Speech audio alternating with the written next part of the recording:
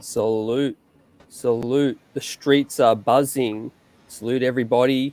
New York Knicks handle their business tonight, beat Indiana 92 to 84. We're going to chop it up. We're going to get this thing popping.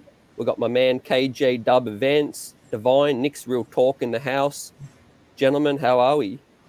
Yo, we good. Knicks victory, we good, brother. Good to go, CT. Happy we got the W tonight. Yeah, man. We're going to chop it up. Salute to the chat. Sharp Powers, you know what it is. Geraldine, salute fam. Will, the chat's going to pile in. But I want to get all your initial reactions to tonight's win. It was a gritty win, a 90s classic. Similar story to the past where the bench picked us up. All bench players in the plus, all starters in the minus. But we're going to get into it.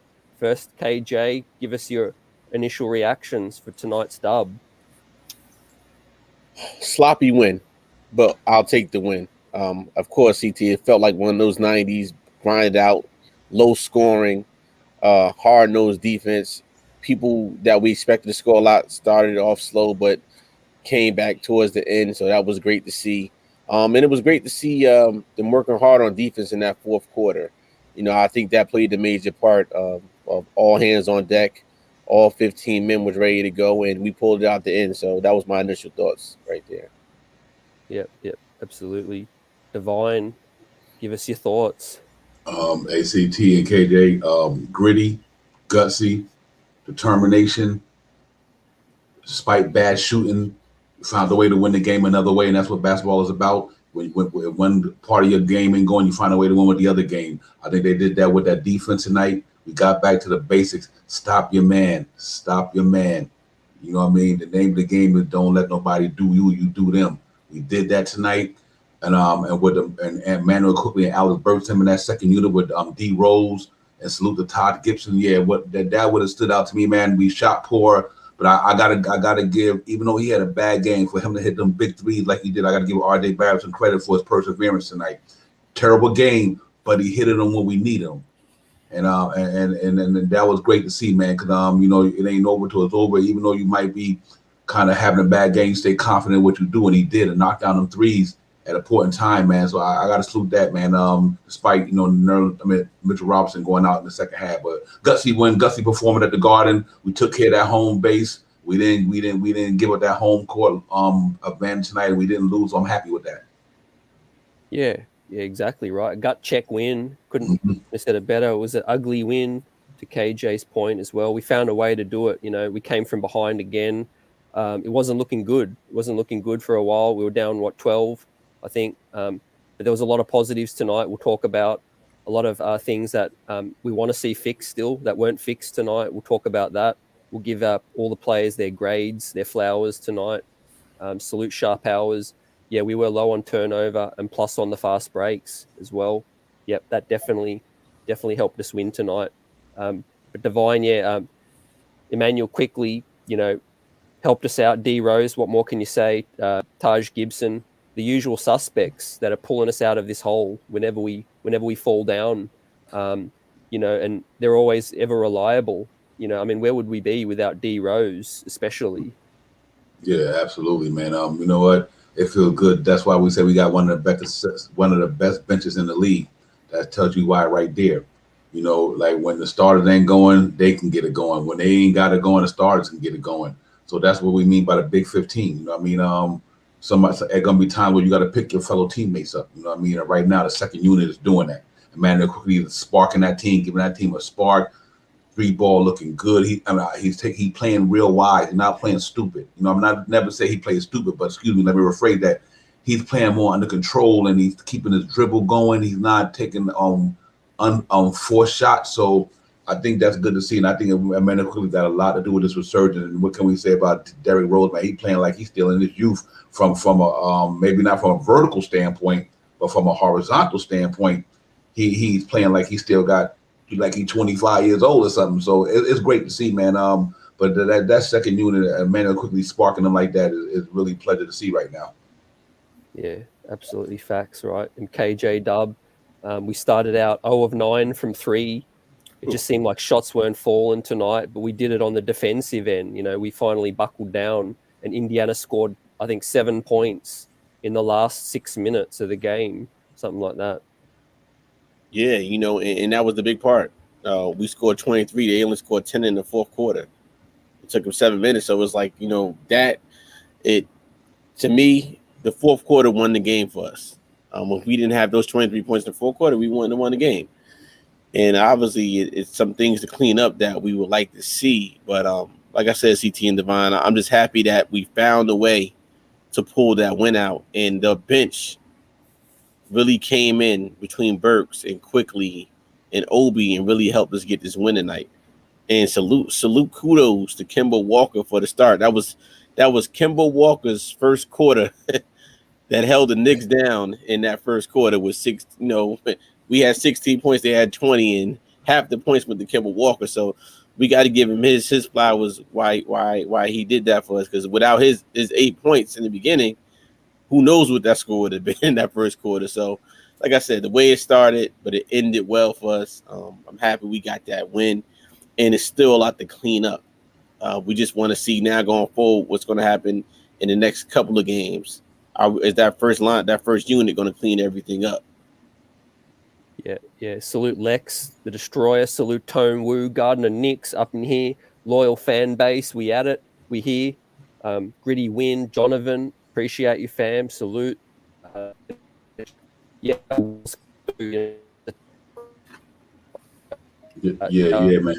That was a gutsy win, though. Real talk. That thing was. That was the New York City Gritty committee that we wanted to see, go in there and play the defense the way they need to play it. And you know what? Every game ain't gonna be good. You know what I mean? We still got, like you said, we got a lot of things to clean up. And so when we do clean it up, we get a pop. And I think CT should be back in. CT, you there? Well, yeah. Okay, you back. Yeah. Sorry, apologies. Dropping in and out, but yeah, you got me. Yes, sir. Absolutely. Yeah. I was just going to say, Will's comment, closing out the game. I like the fact that he mixed and matched, who had it going with a couple of starters, and it was the recipe for success. Yeah, facts. It was, man.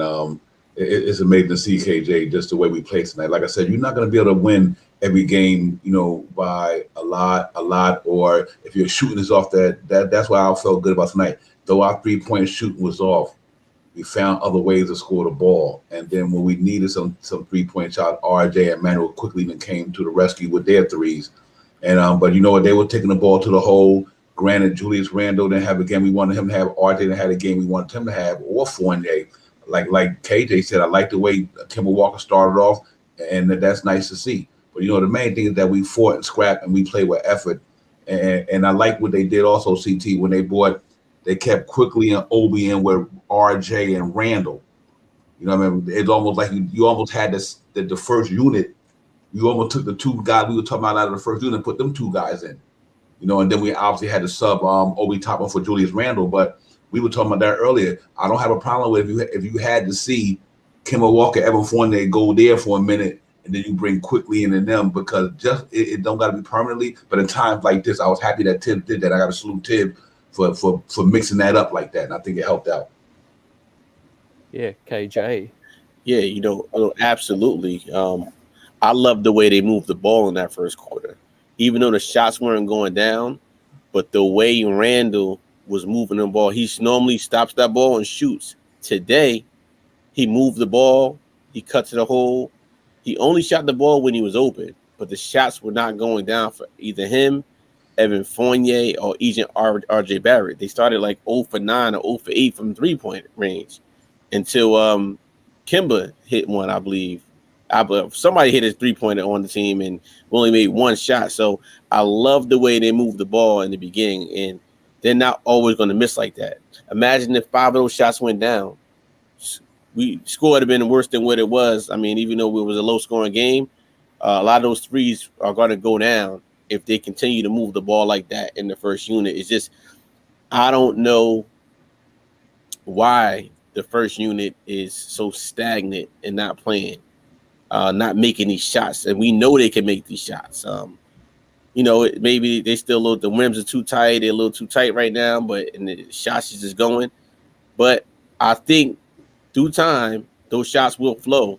And then when that second unit comes in, it's going to be a lot easier because they don't have to work so hard to get us back into the game. Yeah, shout out Donovan. It was quickly that hit the first three, broke the drought, and after that, they just seemed to fall. What can you say about Emmanuel Quickly? He's on a tear right now. It's official. It's what 2-3 games in a row. He's feeling it. He's closing games out now. This could be the look of the future right now, Divine. Hey man, listen, Emmanuel Quickly got that ain't never scared of him. And that's real talk. He ain't never scared, bro. He's one of the most confident Knicks on that team. He don't get rattled. He don't let bad performances take him out for who he is as a player and a person. The cat coming there, and now that three, when he came around that curl and hit that three, that was beautiful. I'm like, he in rhythm. He pulled up. That was nice. Then that one in the corner, and man, quickly got that fire right now. Not only that, on the defense, and that's impressing me so much. He's playing some solid defense right now. You know what I mean? And I'm glad to see him back to that place where he was at like last year. B Civilized said, man, I'm happy about that, man. The young man is really, really coming into his own this year, and I'm happy because I think going forward they're gonna have to make the decision. He keep playing like that. Straight facts, right? Mm-hmm. And shout out Sharp Powers. The mix and match was great, and like you said, agree, no Kemba, no Evan in the fourth. That's interesting. We'll see how it continues to play out. But I love the fact that you mentioned Emmanuel Quickly's defense, Divine. He's going to get all his flowers for offense, but his defense definitely picked up, KJ. He was always capable, but it just seems like he's playing with more urgency, more effort.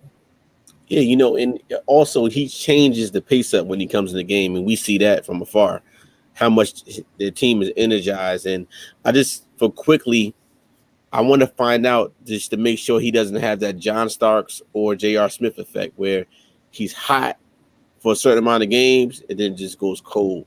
I think right now, like in the beginning, he was only in the single-digit points for the first 4 or 5 games, and now he's been in double figures for all the other games right now. So I think with Quickly, he's learning how to become a point guard, but he's real shifty, and we don't have a shifty player like the way he is on the Knicks. And once he gets going, he really gets it going, and it's almost like a spark plug. That's what we need on this team, and that's why I said, Devon, even earlier, we talked about this before about if Quickly was to start, would it really help his team out going forward? But let me tell you something. If Kemba continues to play the way he does in the beginning, let me tell you, and Kemba can give us a good 6 to 8 points and have Quickly come right off, man, let me tell you, we have something here, because even if Rose is down or another guard is down, it really Quickly helps us out on that situation. But I love his defense. I love the way he's playing, and I love the fact that he can pick people up full court. We don't have too many guards on the team that are playing now that can pick a person up from one end of the floor to the other end of the floor, and Quickly provides that service for us. Yeah, fact. Yeah. I love Jonathan's comment too, closing out the game defensively, right? He's looking, I think a lot has to do, Divine, that he got stronger. I think Emmanuel Quickly looks stronger. Yeah, absolutely. I think that's what it is, CT. Yeah, man, listen, when you coming as a rookie, man, you coming into a league with grown men. Your body type is the body type is different, the skill level is different. You go in college, you go against guys who are trying to get to the NBA. When you come in the NBA playing against guys who are in the NBA, I think that's a tough feat to have to do, man. It ain't every rookie can't come in here and beat and play in the NBA. Look at how happened to Obi Toppin last year. And I think him and Emmanuel Quickly was because they didn't have the all-season training they wanted to do. They couldn't play. They couldn't do nothing. COVID-19 had everything shut down. Basically, they couldn't really do nothing in their rookie season. No summer league, no nothing. So all you're seeing now is the working process. You're seeing the result from the work. That's what you're seeing. You know what I mean? And then everybody go through. It's not a player in the NBA might not go through a start slow, or not a lot of people go through that. So they not. But the way he handled it is impressive, man. But right now, the defense is phenomenal. He's giving us energy. He's confident. Always been confident. But Emmanuel Quickly got that it in him, and that's what I like about him. He got that it in him, man. And he ain't scared. And I love that about that kid. he just strikes fear. KJ and Divine chat, like you see the defense shift a bit more. Like, and Divine was like saying before, why is the starting unit look stagnant? Part of the thing is I don't think they fear nobody, but when Emmanuel quickly comes in, he strikes some fear in the opponents. Right, he could any player that can pull up from deep. Logo needs half a second to get their shot off. You see that I've seen, every time quickly gets hot, I've seen the other players like face just like go down like that. Like it's like a baby Steph Curry in a way. Yeah, absolutely. Yeah, and also CT and Divine, with Emmanuel quickly emerges right now, it's having these other players like, the first unit has to step their game up, because if these guys just make a couple of those shots, the first unit would be going too, but they just can't seem to hit the shot. And once that happens, man, we're back off to putting up 30 points per quarter. Emmanuel quickly has 16 points tonight. Another game with 16 points. And, he was like, all right, our third leading scorer on the team, and you can't beat that. Cannot beat that with his team with him. Yeah, straight facts, right? You said it. And just like I alluded to before, we can see, ladies and gentlemen, the box score, every starter in minus, every bench player in the plus again. What's that? 2-3 games in a row, Divine? Three. Yep, 3 games in a row. And you know what's interesting? Can you imagine when all that becomes the same, when all of them in a positive, in a plus? I mean, that's what's so, why, much as we might get upset at with the way our Knicks play sometime, they won that game, and Julius Randle 11 points. You know what I mean? Robinson 2, Walker 16, but Fournier 7, RJ 12, and they still won the game. That's why I always say you let your defense control what you do. When you got bad game, the defense can help you win a basketball game. And that's why we got to stay gritty. It's defense first. Period. It's defense, bro. And I think that's the result of you might can't score all the time, but you can score then and stop somebody else from scoring on you too. And I think that's plus. But we got to fix that CT. That starting unit minuses. We got to get it together, bro. That's going to be a long season. We're not going to be able to win a lot of games like this if that first unit don't get their act together. Yeah, straight facts. Divine and KJ, like they started out slow again. It was only Kemba Walker that carried us. And great comment from Sharp Hours. Kemba Rose point guard duo gave us a 30-piece between the two. So Lex the Destroyer, 5 turnovers though as well. So Randall, we need to clean things up. I think the starting unit comes out like they're going to coast. They come out a bit lazy. Like I said, the mix and match thing is probably the best solution moving forward, fellas, because it gives that bolt of energy from the bench. Not all of it, but a little charge to the starting unit. Mm-hmm. Right. Yeah. And we need that. Like, you see that tonight that he, I was happy he kept quickly in the game in that fourth quarter. I thought he was going to sub him out at one time, but he had a lineup of quickly with Rose in at the same time. I want to see that Kemba and Rose. I still didn't see that yet, but for what it's for, you had to have Emmanuel quickly in that game because he was providing that energy for us in the ending right there.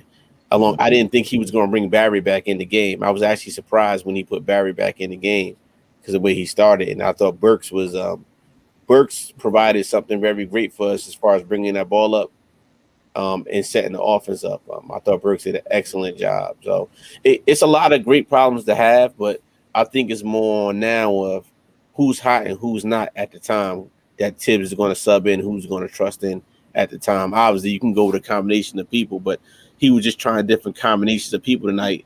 And the combination of guards he tried tonight really worked for us to really finally win this game 92-84. So I think it's going to be a case-by-case game based on the competition and based on the matchups. But whoever is hot at that time is going to stay in the game in the fourth quarter. And let me ask both of you this question, and it stems off of Be Civilized great chat. That's how you play D when you hold a team at 10 points in the fourth quarter during crunch time. That's it. I want to ask both of you in the chat. This game was officiated quite quite leniently, to say the least. Are you guys a fan of how this game was officiated? Would you like to see games officiated like this? I'll start with Divine. Okay. Good. I don't have a problem knowing the calls going both ways. You know what I mean? I'm an old school '90s basketball cat. I love defense. I love let the players play. I mean, this ain't no babies association. This is a grown man's association. It's NBA, not no babies allowed, no boys allowed. Long as in the confines of the game. It's not flagrant, dirty. It's not making the game look like it's crazy. But some guys coming to this league, they came here because they was good defensive players. Don't take that away from them. You know what I mean? Everybody can't be a prolific scorer. Some guys made it to the NBA because they could play good defense. You know what I mean? And we had one on our team for years, a la Frank Ntilikina. He made it here because he could play defense. That was his skill set. So I hope the NBA don't, they did it for a minute. You penalize them because you want to go in a different direction. So yeah, I don't have a problem with it long. They calling on both sides of the ball fair. Like you're gonna call 30 foul over there, call 30 foul over there. Don't be like 30 foul over there and 12 on the other side. That's what I had a problem with tonight. To me, is like, Knicks is not getting called, but they giving Indiana a lot of calls. It's not even being a homer. Just what I seen.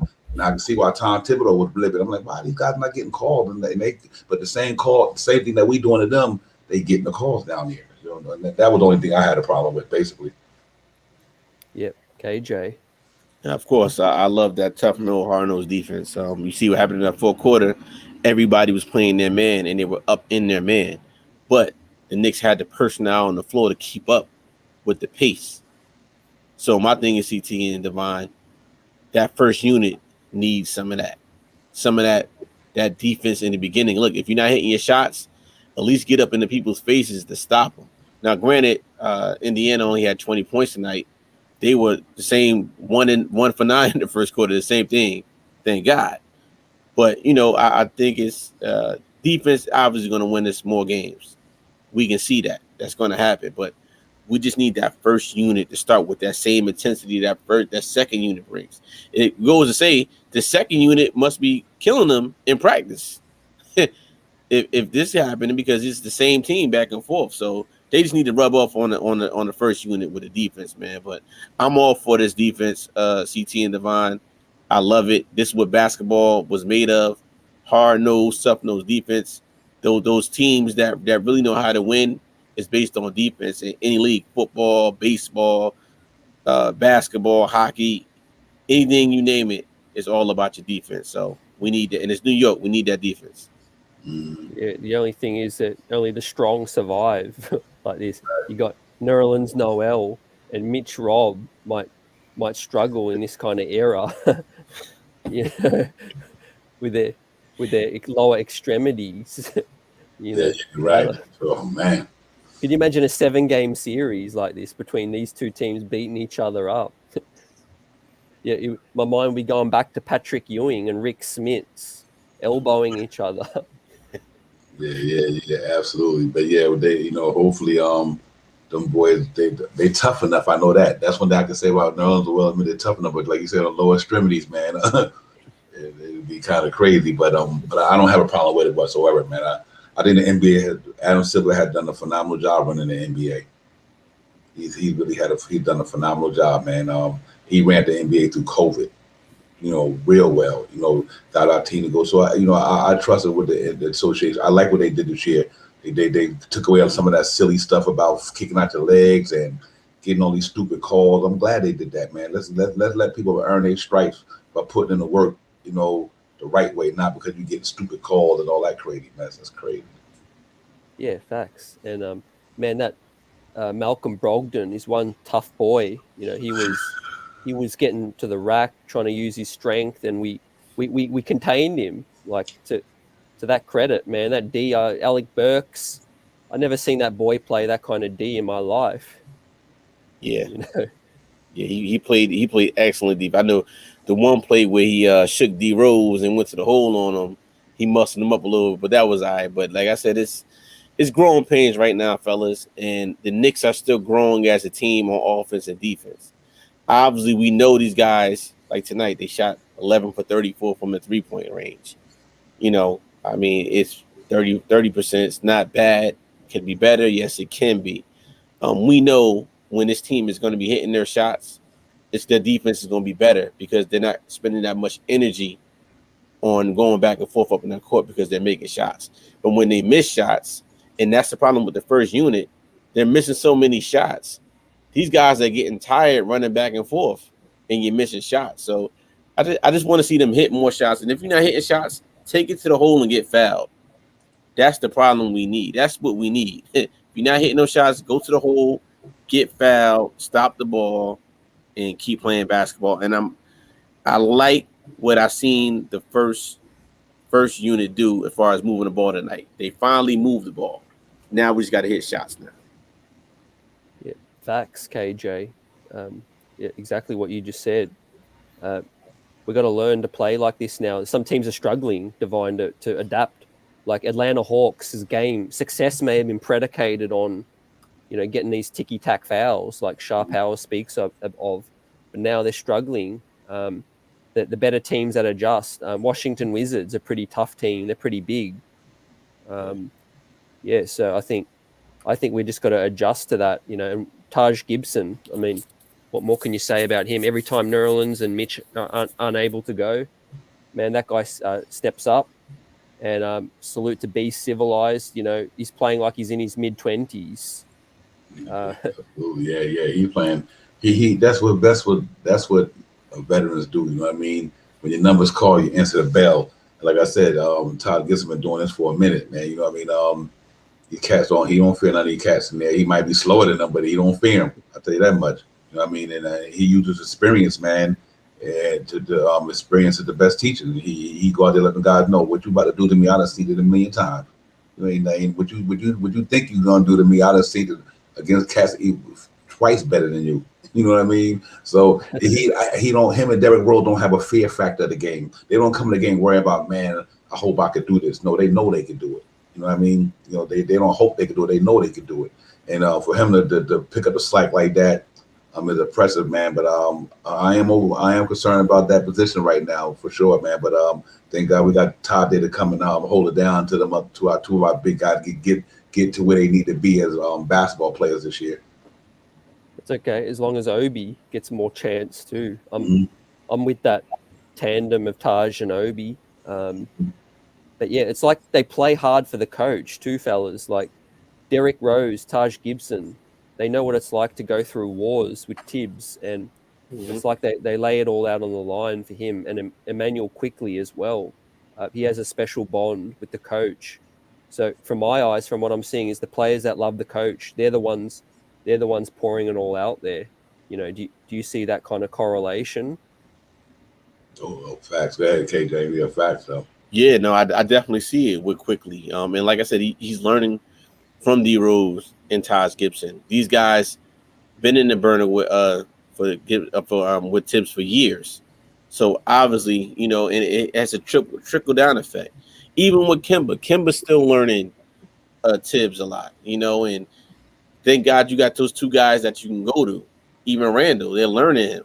So, Quickly's good thing is he's been in that system a year already with those two guys. And as long as he keeps it up and he learns it, now you're starting to see Tibbs is starting to trust Quickly more.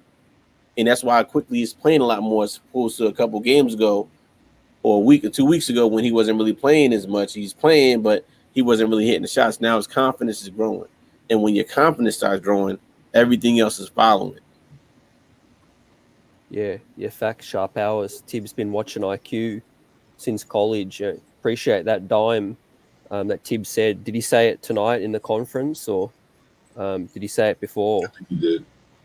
Yep. That just goes to show, fellas, we did do intel on IQ.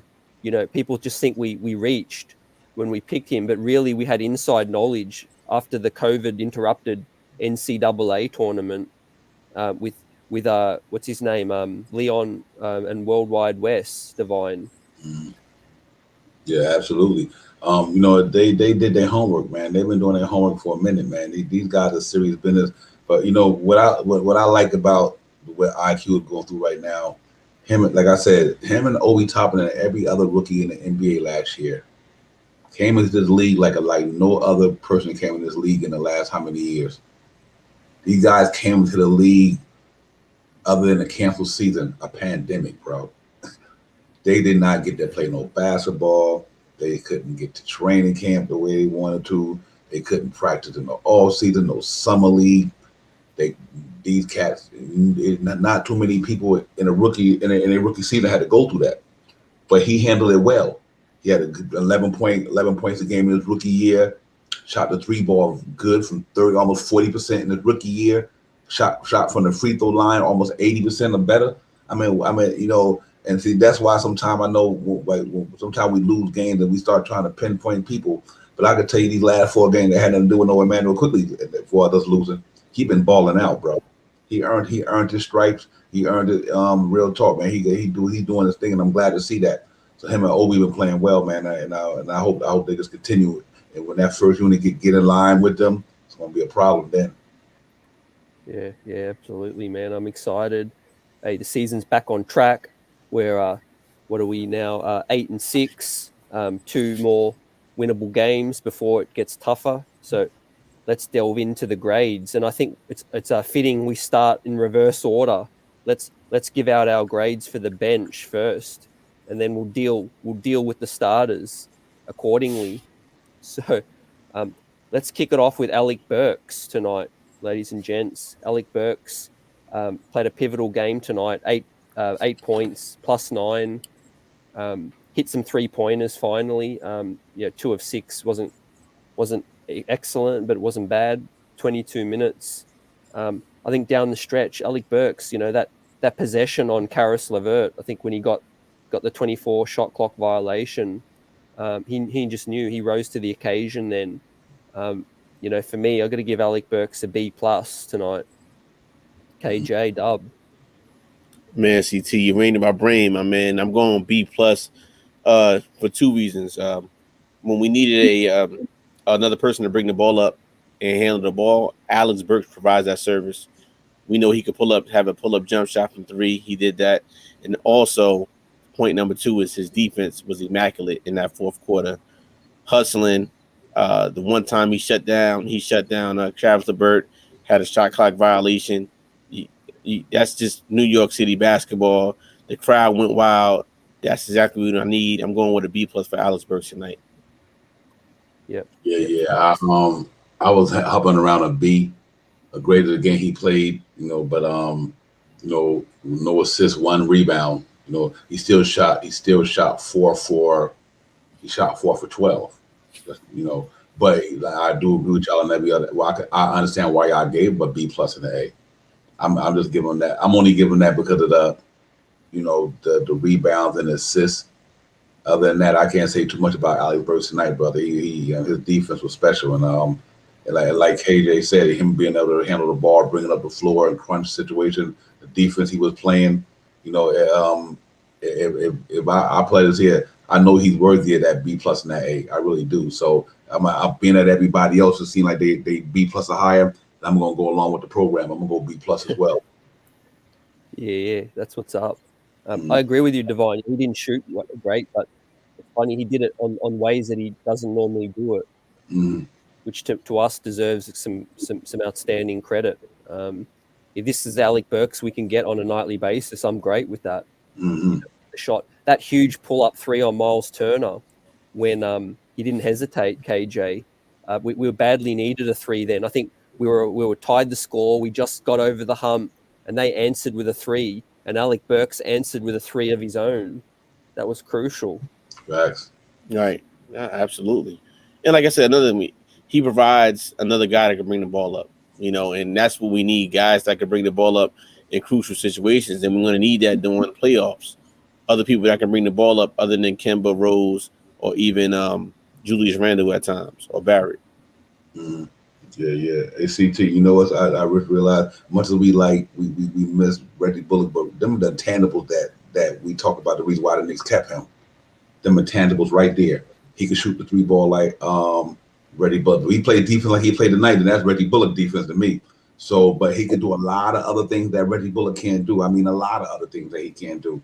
So now I can see why, in a sense, why they made that move. I just want to put that out there because, man, if he played like he played tonight, then you won't remember Alex Burks in another 10 games. I mean, not Alex Burks, Reggie Bullock. Once it start popping, you won't even remember that. That's real talk. Yeah, you hit that out of the park.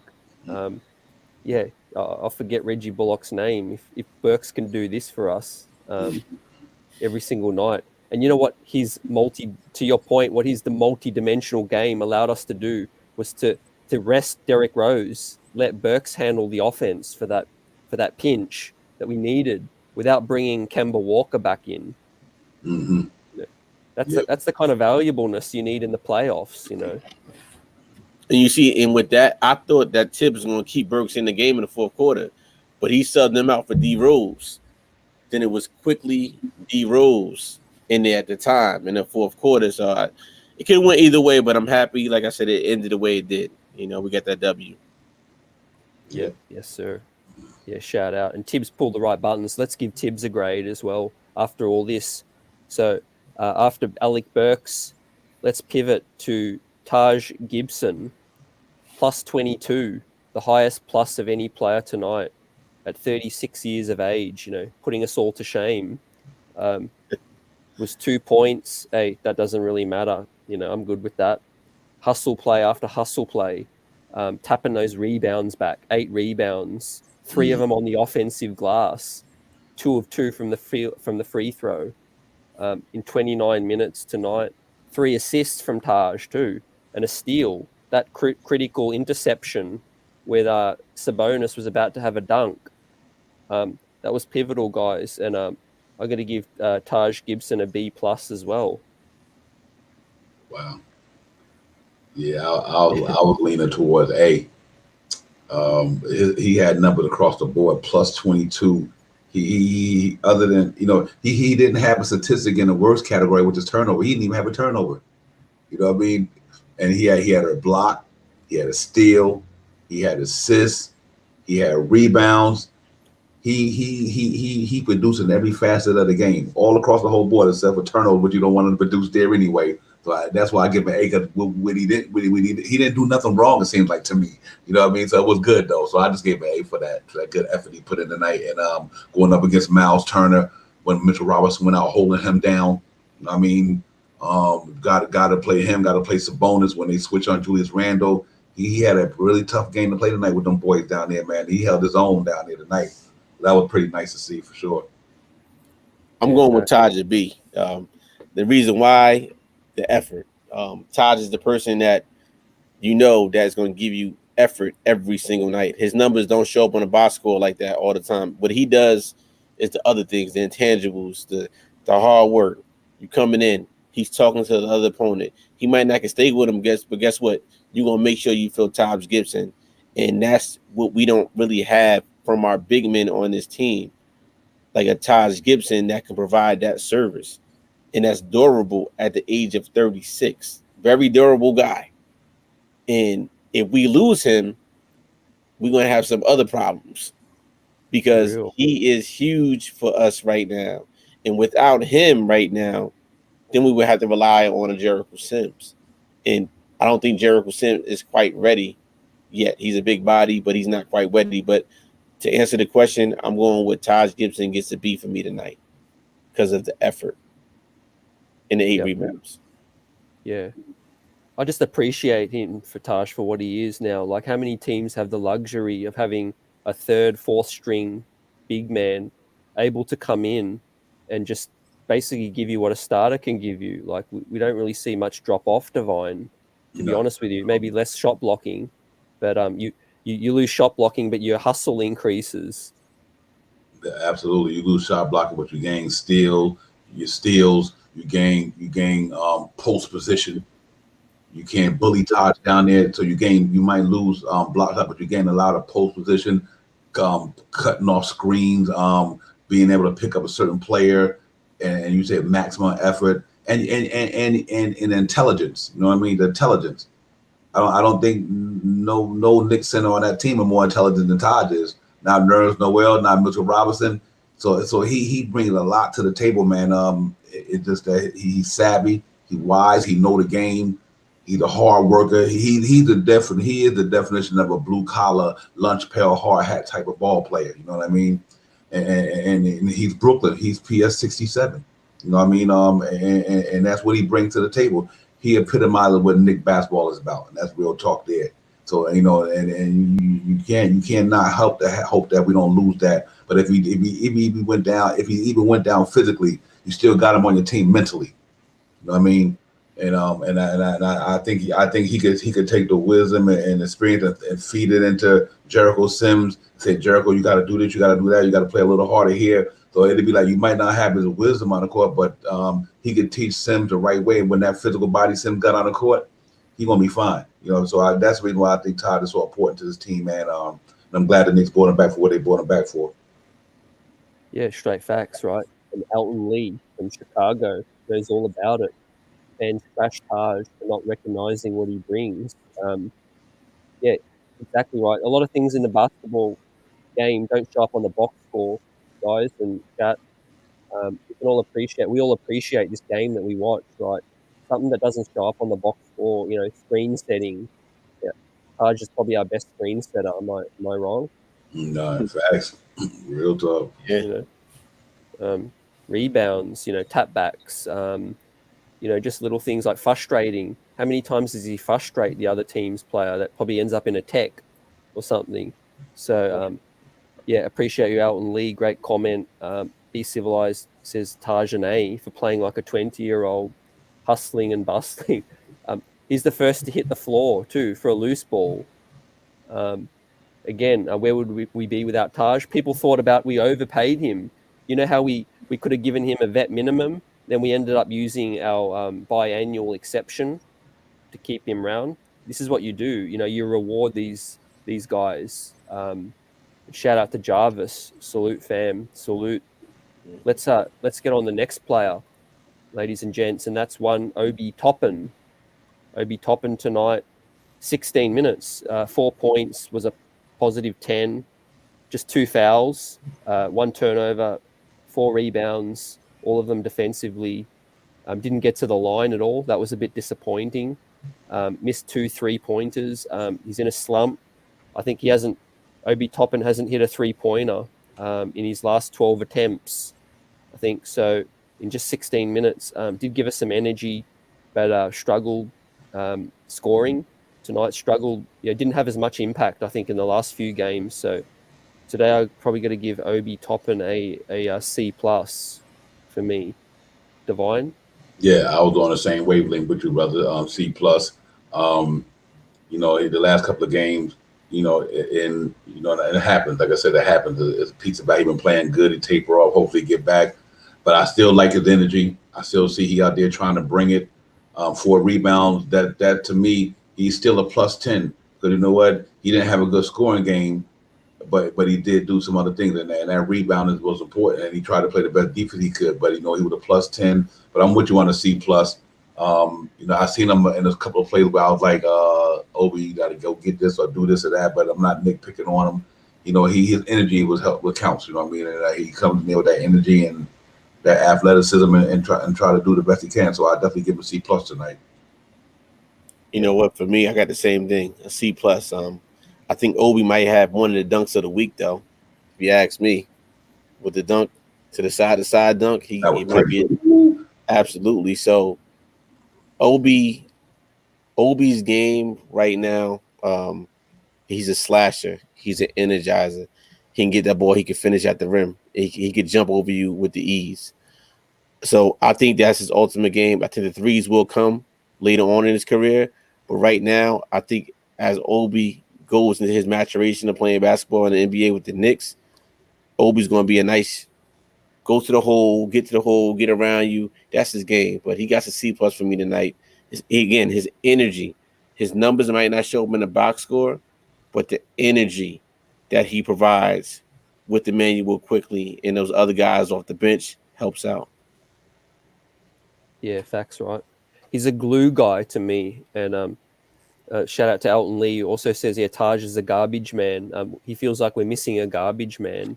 But Facts. For me, I agree with that. And Obi Toppin, Divine, is a glue guy for me. He's always upbeat, his sacrifices, whether he gets 2 minutes or 15 minutes, it just seems like he accepts his role right now. A lot of 8th overall picks would have been bitching and moaning by now to the New York Post, probably. Yeah. One thing we do know, he in a good spot, and what's good about it, he got it so far.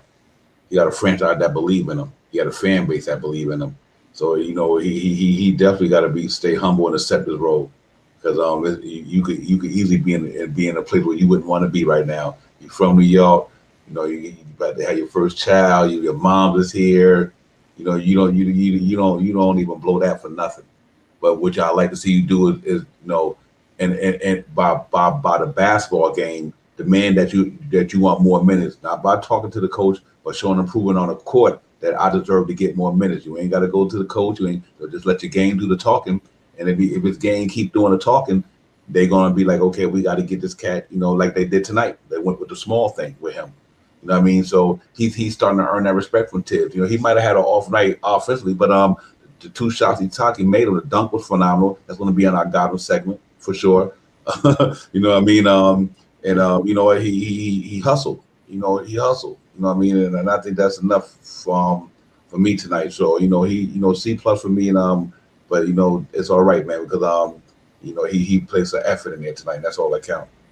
Yeah, facts, right, fellas. Chat like Obi and Quickly, to me, they're becoming like a dynamic duo. Like, give me your dynamic duo of NBA history of a Obi Quickly comparison.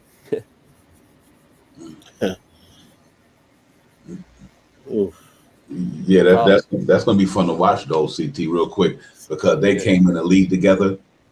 They went through hard times together. You know what I mean? And them boys, like I agree with you with the dynamic duo thing, man. I'm hoping the next 3 years for them, because this is their second year, second, third, or fourth year. I hope it'll be special for them, man. And they keep grinding, keep growing. And you know what? And then by the time they get to next year, they'll be a little bit more comfortable in the league. You know what I mean? Next year, they done played 2 seasons. They kind of know what the NBA is truly about. And I think you see the best is yet to come from them 2 young guys if they stay at it and keep working the way they work. You know what, CT and Divine, and I'm gonna shock you guys with this right now. Overall, if they become a Stockton Malone, that'd be great. But in this present time right now, do you know who Obi Toppin and Emmanuel Quick remind me of? Sean Kemp and Gary Payton. Give it to us. Sean Kemp, Obi can fly high, Gary Payton. Now, granted, Quickly's defense is not where Gary Payton is, but in the contrary, that's who their comparison could be right now. It's Gary Payton and Sean Kemp. Yeah, hey, I like it. Yeah, that's nice. They're only sophomores too, and I like Divine's point. That's why I brought it up. Those two come in the league together. They suffered together. They thrive together. They know each other. Except that pass that Quickly threw behind his back. Oh man, I wish we got that. I wish he would have pulled that off, bro. That would have been electrifying. I know Obi was gonna throw the hammer on that one. Yeah, that was some cheeky playground stuff, man. He thought, all right, I'm gonna fool you all. I know my man's is right there, but no, Obi was cutting too hard. KJ, cutting too hard. Yeah, that was good. Well, good anticipation though. Good anticipation. That shows why he got that. Why he IQ. Yeah, for real. Hey, Devon, see, the only thing I want to see Tibbs do is put Obi in quicker. Instead of having Randall in so long in that first quarter, if he puts Obi in a little quicker, it cuts down on Randall's turnovers or him being so lackadaisical at times. Even though he cleaned up at the end, I just want to see that from Tibbs' game, Tibbs' coaching style. Yeah, I think he'll experiment more. What people aren't realizing is it's the 14th game of the season, right? Just because Tibbs ain't making any move right now doesn't mean he's not going to be open to, as we see more and more, as players prove it in practice, prove it in the fourth quarter. The man wants to win. I think he'll do whatever he sees will help him win right now, and he's leaving Kemba Walker on the bench. Before the season started, none of us would have thought. I thought Kemba would have been closing things out, but Mhm. his play has dictated that he doesn't deserve to close it out, and Tibbs is doing that. He's letting Quickly do it. So we'll get into our takes a bit more as we give all the grades. But hey, with that said, let's bring it on with D Rose and give him his flowers tonight. Derrick Rose, by far the best, most consistent player for us this season. 25 minutes, was 7 of 14, 50% from the field. Did miss all threes though, all 4 threes. So 5 rebounds and 7 assists. That's a great stat. 20 plus 21 and 14 points. The man's is a microwave. I predicted him to win 6th Man of the year. Is a blessing from the heavens above for this New York Knicks team. He's turning back the clock. No more vintage D Rose because he's still playing like that D Rose. A plus for me. Yeah, I had an A+. I had an A+ for sure. 7 assists, 5 rebounds. How important he is in the game when you need to control the game to a certain level. You know what I mean? He could control the tempo. And he's just a wise veteran, man. But tonight he played a good game because you think about it, you got to get them cast their flower because not only did they offense was decent, they played a good defensive game. You know what I mean? So they played well on both sides of the ball. You know what I mean? Brogdon, McConnell didn't have it against him, and Quickly was like McConnell know like you ain't on my level. Or ball Quickly, I'm like I loved it what I seen tonight. He was like, yo, nah, dog, nah. So D Rose is instilling all that positive energy to that team, that savvy veteran leadership, controlling the floor, unselfish, not trying to outshine nobody. But when it's time to go get a bucket, he can go get it. You know what I mean? I just gotta get my A+ today. It's well deserved for me, bro. And I'm agree with you guys. D Rose gets an A+. 14, 7 and 5, 33 years old, 2 knee surgeries. Playing like he's turning back the clock, like the effort this man is putting in. A+ for me, for D Rose. Yeah, man. How much better can he get? That's the question I want to ask you guys because his game's just evolved. It's refined. That floater game's on point. He never really had a floater like that. The 3-point shooting, although tonight, wasn't clicking, but the man's become great 3-point shooting wise. Tonight, I saw his first step look like when he blew past McConnell, he blew past Brogdon. I'm like that first step was a 10 years ago. Divine. Absolutely. He was. Hey, listen, man. I watched that first step was crazy. Like I said, we gonna have a crazy guy in a segment, bro. Where's one? I'm like, here's going. But D Rose, man, that floating game, his touch is crazy, and it ain't too many young dudes in the league quick as he is. I'm like, this dude, 34 years old, he quicker than a lot of them jokers, bro. By a long shot. I'm like, you could pinpoint the few quickest cats in the league. Like Derrick Rose and even at one time Russell Westbrook was like that. You know what I mean? They just quick. They get to the ball, get to the floor, real fast. And that first step is crazy. And so I'm so glad the Knicks signed him, man. Like I said, you got to go into the playoff with some veterans. You know what I mean? And he's one of them veterans. Even last year, he had a good playoffs. So just to bring him back and he comfortable with coming off the bench, letting Kemba Walker get the reign in the starting point guard position and then come in and get it. Because to me, it don't matter if you start or you on the bench. If you balling out, then hopefully the coach recognizing that you just, I don't care if you just say you the bench, but if you playing better than the first guy, you just stay in the game. So to me, it don't matter if you start or you come off the bench. If you hot, you hot. You're not, you're not. I mean, D Rose right now hot though. He playing some good basketball for the Knicks. That's real talk right there. Yeah, straight facts, right? And it probably goes down as the best trade I can recall, like in terms of value and what D Rose is giving us right now. To give up spare parts, 2nd round pick and Dennis Smith Jr. to bring in D Rose is KJ. Can you think of a trade that's more lopsided on the New York Knicks positive? No. Most of our trades has been, for a bag of chips and money. You know, that we spending players that haven't been here for 7 years. We still got to pay them. So there's been trades like that. But to your point, CT, no, this has to be one of the greatest trades. And to get him for what we got him for and what we're paying him for is a bargain right now, because this man could possibly be starting for a team right now. Championship team this guy could be a starter for right now and provide a service for them.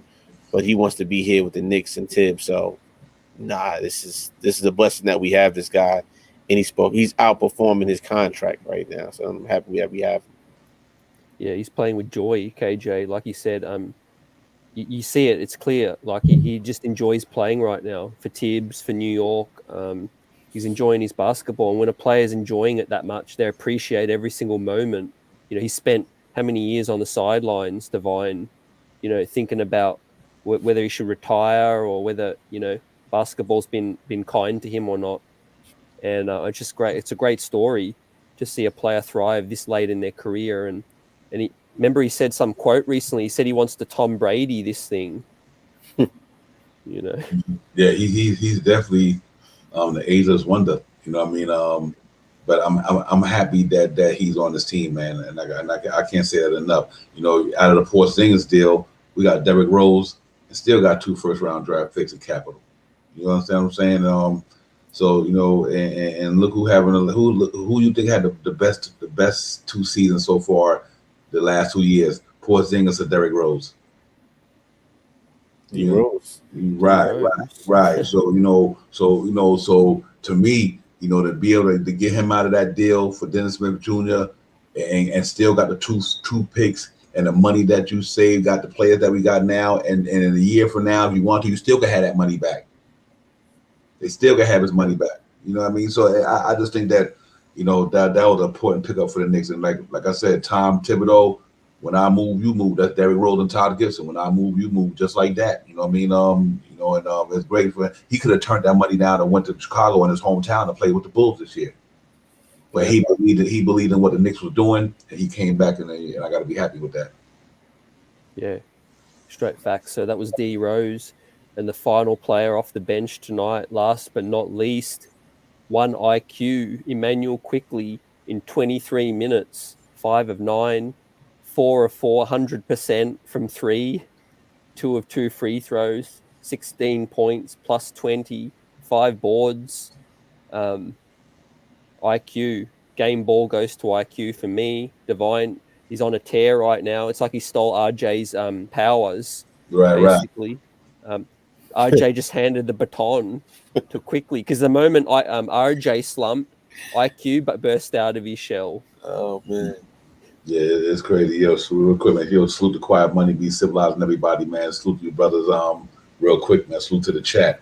Gotta keep it popping, man, for sure. But IQ was just playing some good basketball, you know.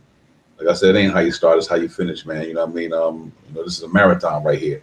You know what I mean? He might have got out the gate slow, you know what I mean, got to the back of the pack.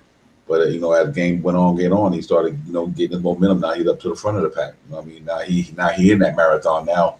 So let's just hope IQ stay there. You know what I mean? Stay running with the rest of them fellas, man. Because if IQ can do this the rest of the season, and our team get back to where they need to be, I think it's going to be wonderful. So I got to give IQ definitely an A+, no question. That man playing with a lot of confidence. He already had it, but he's playing with even more. But I like about him, CT. He's keeping his ball. He keeps the ball dribbling. He's not picking the ball up. He's keeping his head up. You know, if he don't got the shot, he could take it back out and readjust, reset the offense. And I'm definitely things that I'm looking at. I really like what IQ is doing now. He's learning how to, if I don't got the shot, I'm going to take it back out and reset the offense again. And that's important. You know what I mean? As somebody who going to have the ball in his hand like that. Alec Burks is good at it. You know what I mean? And you know, this guy is good at that, man. I'm happy to see that that's just a part of his growth. And that's why I gave him an A+ tonight, because he got much more control of his game. His flow game was still looking good. He's trying to get through the hole. And I like that high backboard shot. He tried to get over centers a lot. He just tried to he added a little bit more to his arsenal this year. And right now, coming out the gate, it was slow, but now it's paying off. And I'm glad to see that, man, because I'm a big IQ dude. I just think that the young man came in the league last year. He did what he did, has a 30-point game for New York. IQ, you know, and I'm happy to see that he's finally back on his grind, though. Yeah, and quickly, KJ, before I throw it to you, I knew he was for real when that summer league game. He had 8 assists.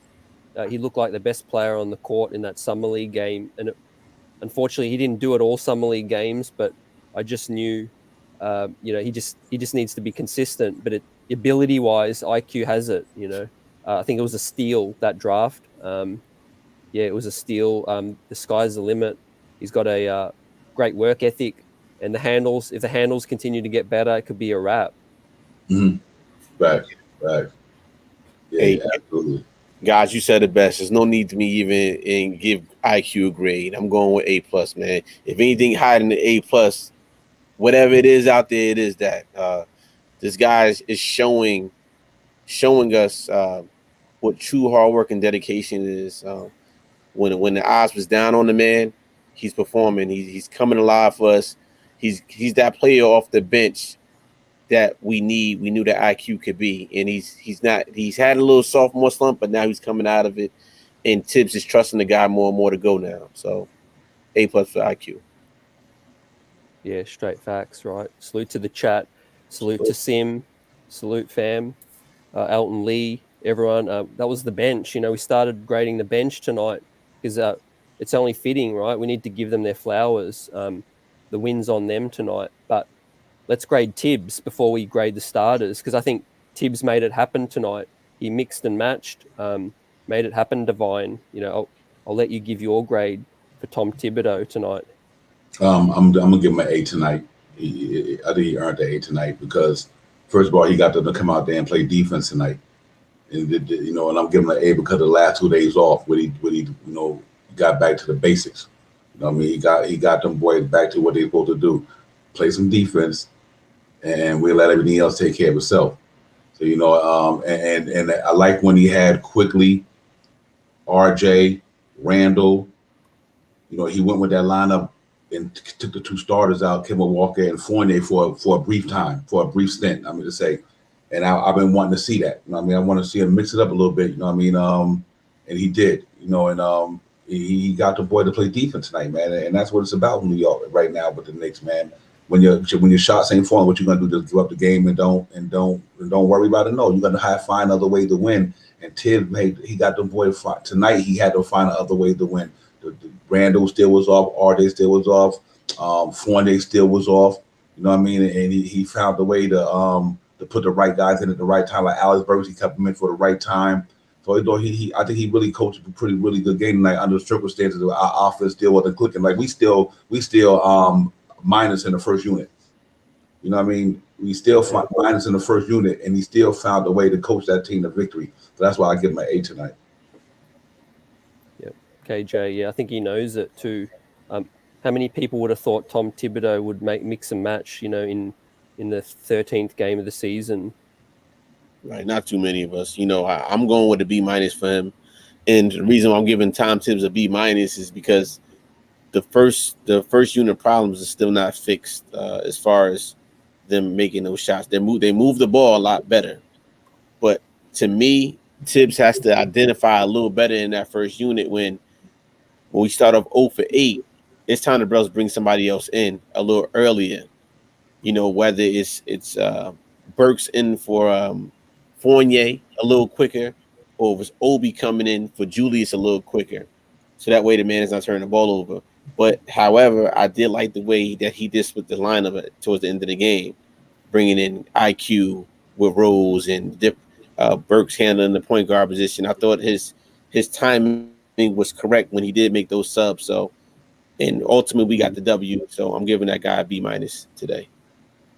Yep, and I want to give you guys this take too. So we played Indiana for the second time this season. So we all know you go around the league once, right? You play each team once. I really want to evaluate what the team does when they play a team the second time.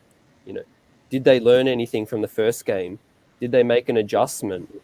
How many teams have we played twice so far? A few. I think Indy's got to be only a couple that we played twice. Yeah, Orlando, and Philly. Philly, yeah. Yep. Yeah, so he needed this win bad, and he made some adjustments. He learned. Miles Turner, 3 points only. Unfortunately, he hit a 3. I predicted my bold prediction on our Knicks Real Talk pre-game was that Miles Turner wouldn't hit a three, but I'll take the 3 points, tonight, Right. Divine. Right. Yeah, absolutely. Here's another thing too. What was I think we gotta, it's about the coach going to have to make adjustments, but at the same time, if you're a coach and you come into a game with a game plan, this is the game plan we bring it in the building tonight. We need to execute it, and then hopefully we win the game. But when that game plan goes the other way, you got to learn how to make adjustments. And I think he did that tonight. When that same starting unit wasn't doing nothing, they wasn't hitting no 3-pointers. He adjusted. Said, okay, you know what? I'm gonna get quickly in here because these professionals. Just because you miss one shot don't mean you ain't gonna make the other one, and that's a gamble sometimes. Like you can go 0 for 9 one quarter, next thing you know, you might could go 7 for 9. And I understand why Tip do that. You just can't take Randall out if he missed 2 shots. He might make the next 3. So it's a give and take when it comes to do I take a guy out fast? Do I take him out long? Because you got to remember who they are and who he taking out. And I think they believe in Randall. Randall might have missed 2 shots, and next thing you know, he take the ball to the hole, hit 2 or 3, whatever. So that's the reason why I gave him the A tonight, because under the circumstances, and your main guy still not playing good basketball. You won the game, and you let the defense hold them boys to 90-some points. And salute to him, man. It's just tough when your boys ain't playing the way they're supposed to play. And then you not only you putting the pressure on the other guys, you putting the pressure on the coach. And Mitchell Robinson went down. He didn't come back in the second half. And our defense still came up and played.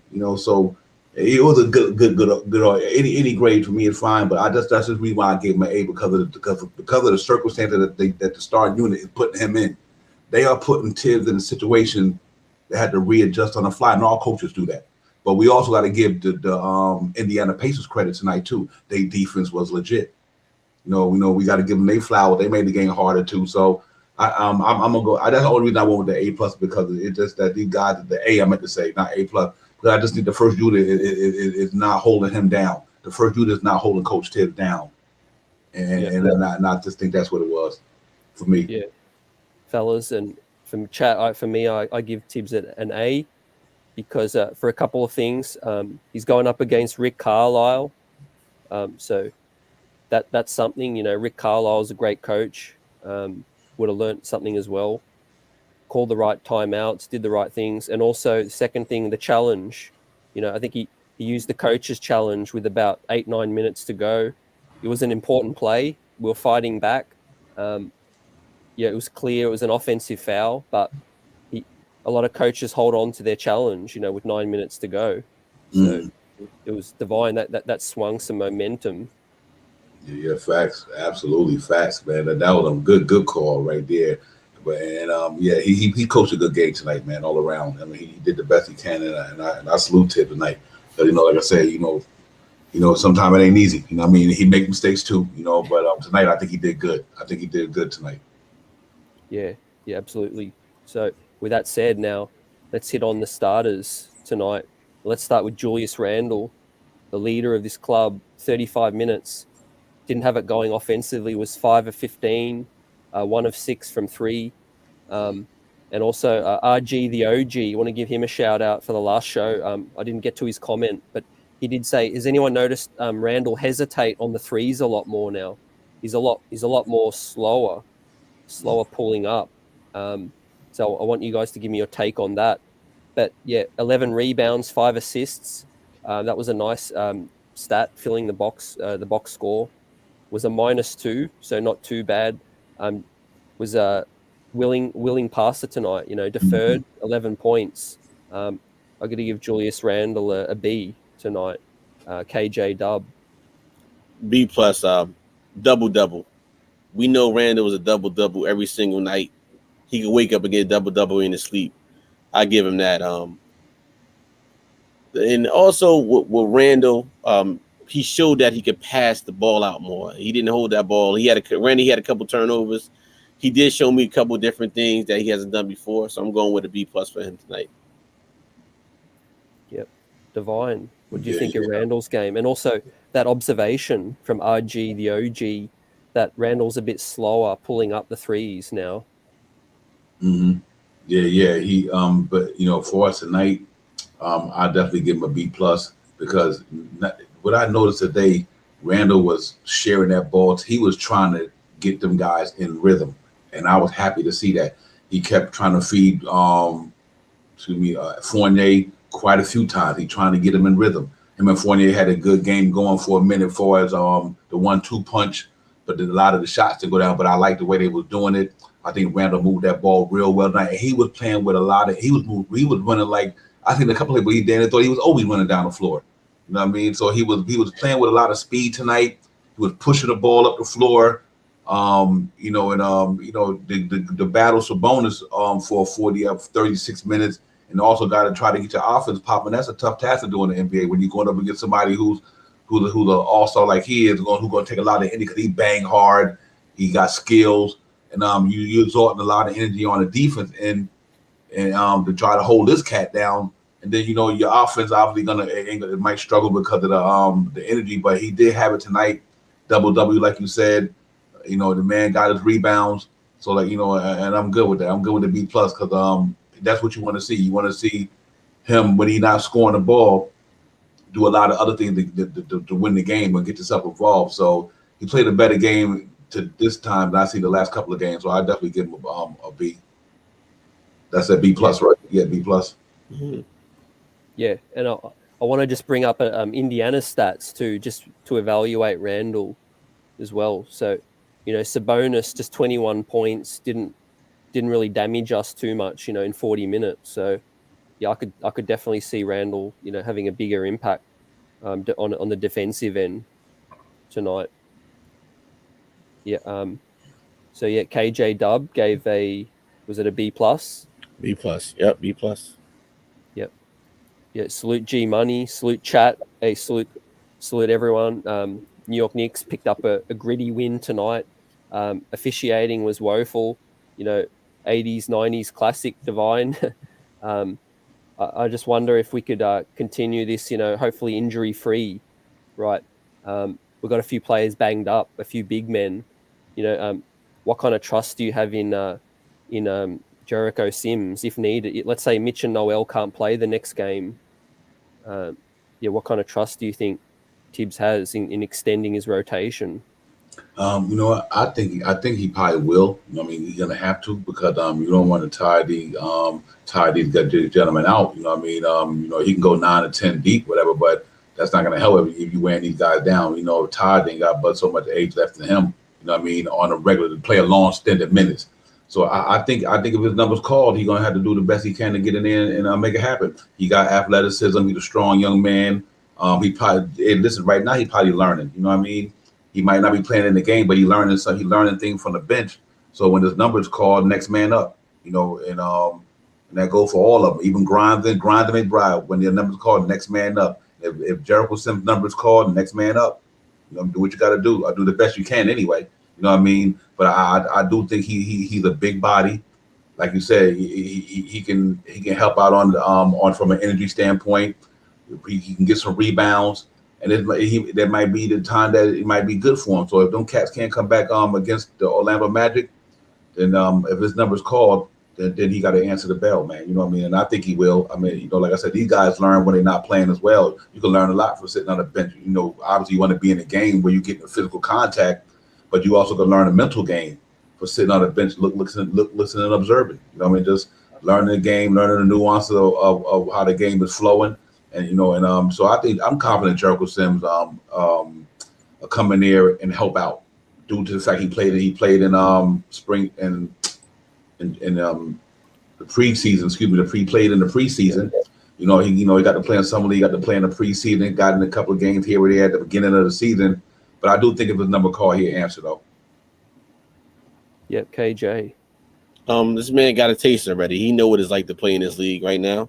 He wants that taste back again. And like I said, young, fresh legs, and a whole lot of ambition. This man is ready. He's battling with them guys every day in practice. He has Taj, his mentor. He has Noel. He has Mitch. He's playing with these guys, NBA guys already. So now it's just him going against other competition. I think the man is ready to go. and 6'11" with a 7'4" wingspan. We've seen what he can do already, and I think the fan base wants to see him. So I think he's ready when his number is called. It's another big body that we need out there, and we don't need Taj playing 35 minutes at 36 years old, because it's not going to last. It's not going to go well for him. So he's ready, though. Yeah, facts, right? Next man up mentality. That's what got us to the 4 seed, Divine, last season. Mitch went down, Nerlens picked it up. If Nerlens and Mitch are down, the next dude's got to pick it up. But yeah, the positive thing, like you gentlemen just both said, Jericho's had some minutes in the league. He's going to come in. You know, it's going to be sparing minutes anyway. But Obi's, I expect him to pick up more minutes if both of those guys are going to miss time. And it's just going to benefit Obi Toppin as well. His defense has stepped up, so he deserves this opportunity, Divine. Yeah, absolutely. They can go small ball 5, like you said. And you can even at a time, depending on who taking a break, so you can put Jericho and Obi at the same time, and try to get the Lob City thing going. You know what I mean?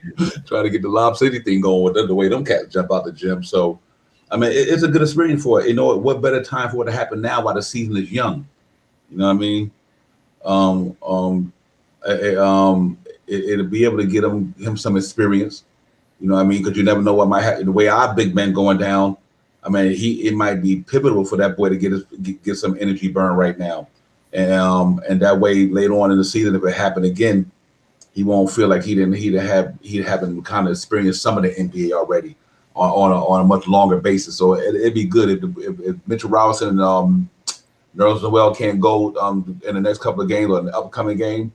Just like I said, like you said, next man up, great opportunity. Yep. Yeah, that's what I love about this team, you know. So let's touch on the next starter tonight. Kemba Walker started the game, 20 minutes. That's interesting. Didn't close out again. 8 of 11, though, from the field. Was effective scoring the ball.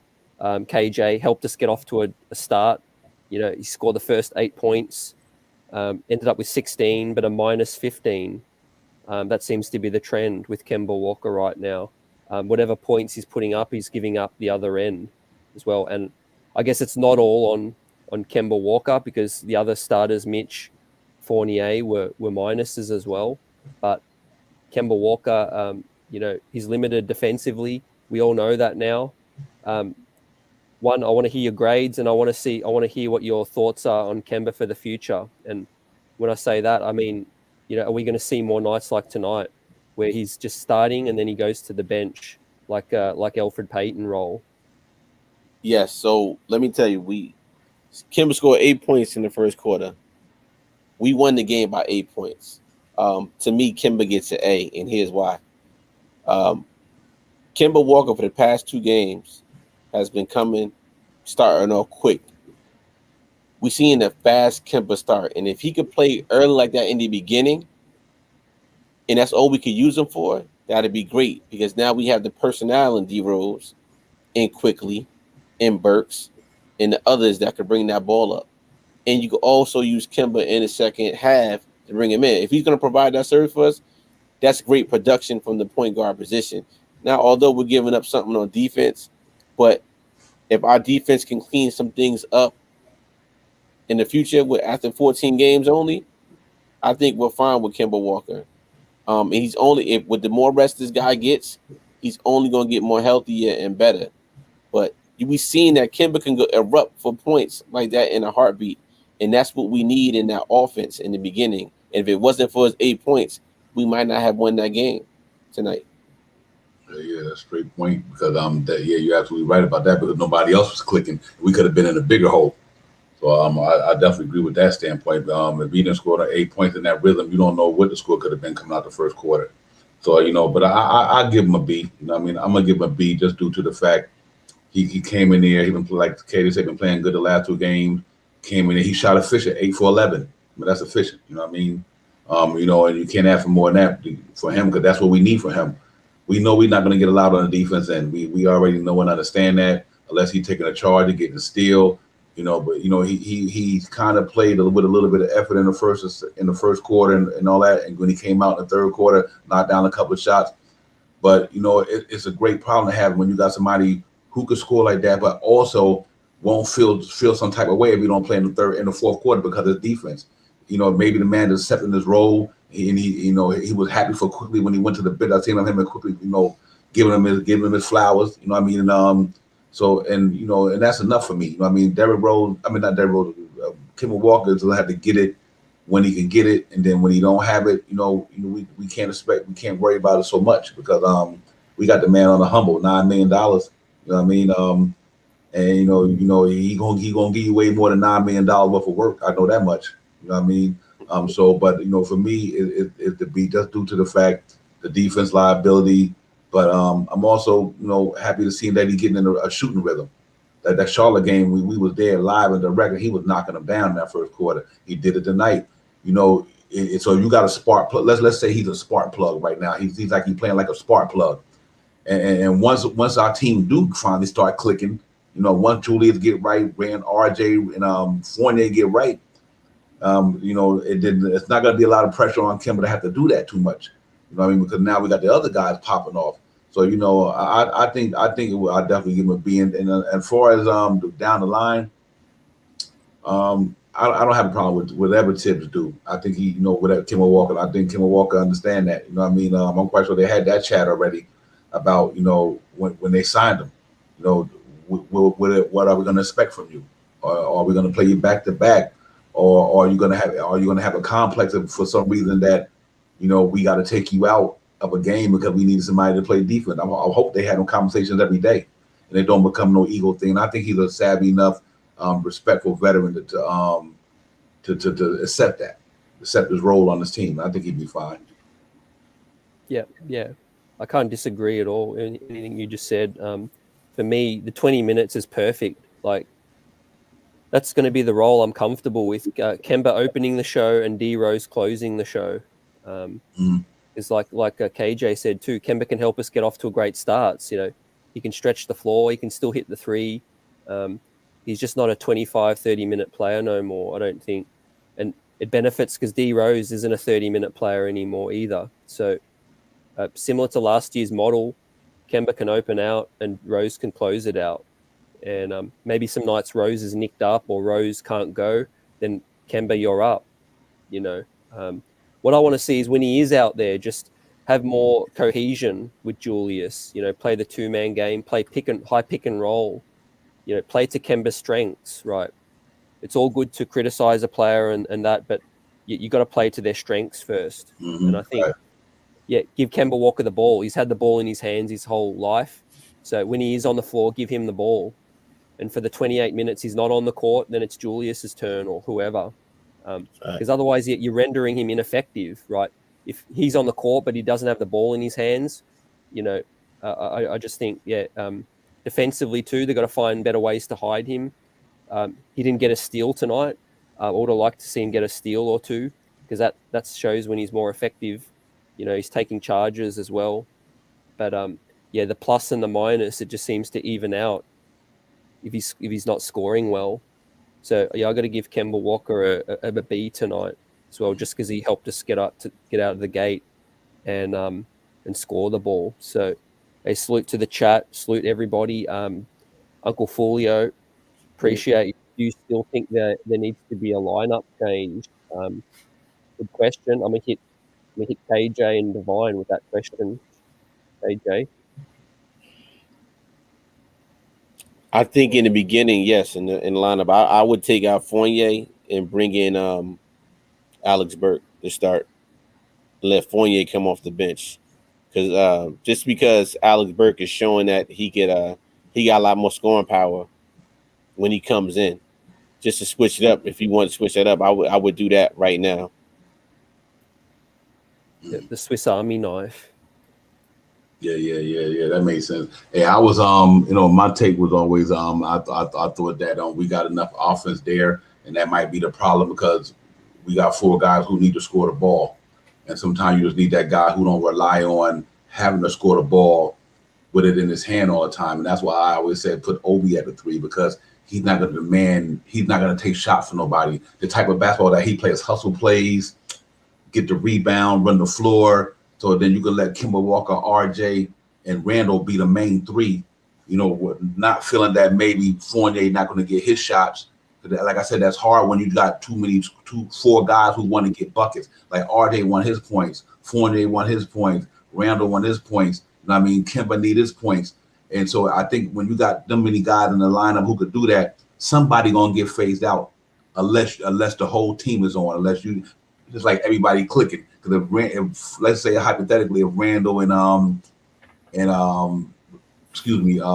let's say Randall and Barrett got to go on tonight, then Kemba Walker and them going to be, their offense not going to be really needed, but then we might suffer on the defense end, the energy standpoint. You know what I mean? So I think like you look at teams like back in the day, like Chicago Bulls. Yeah, Dennis Rodman didn't. I'm not comparing him to Dennis Rodman. I'm just saying the type of thing that he didn't have no offense, but he got an offense on rebound and putbacks, running the floor. You know what I mean? In that lineup because he had a bunch of people who could score with him, whether he was on a Bulls or whether he was on Detroit Pistons.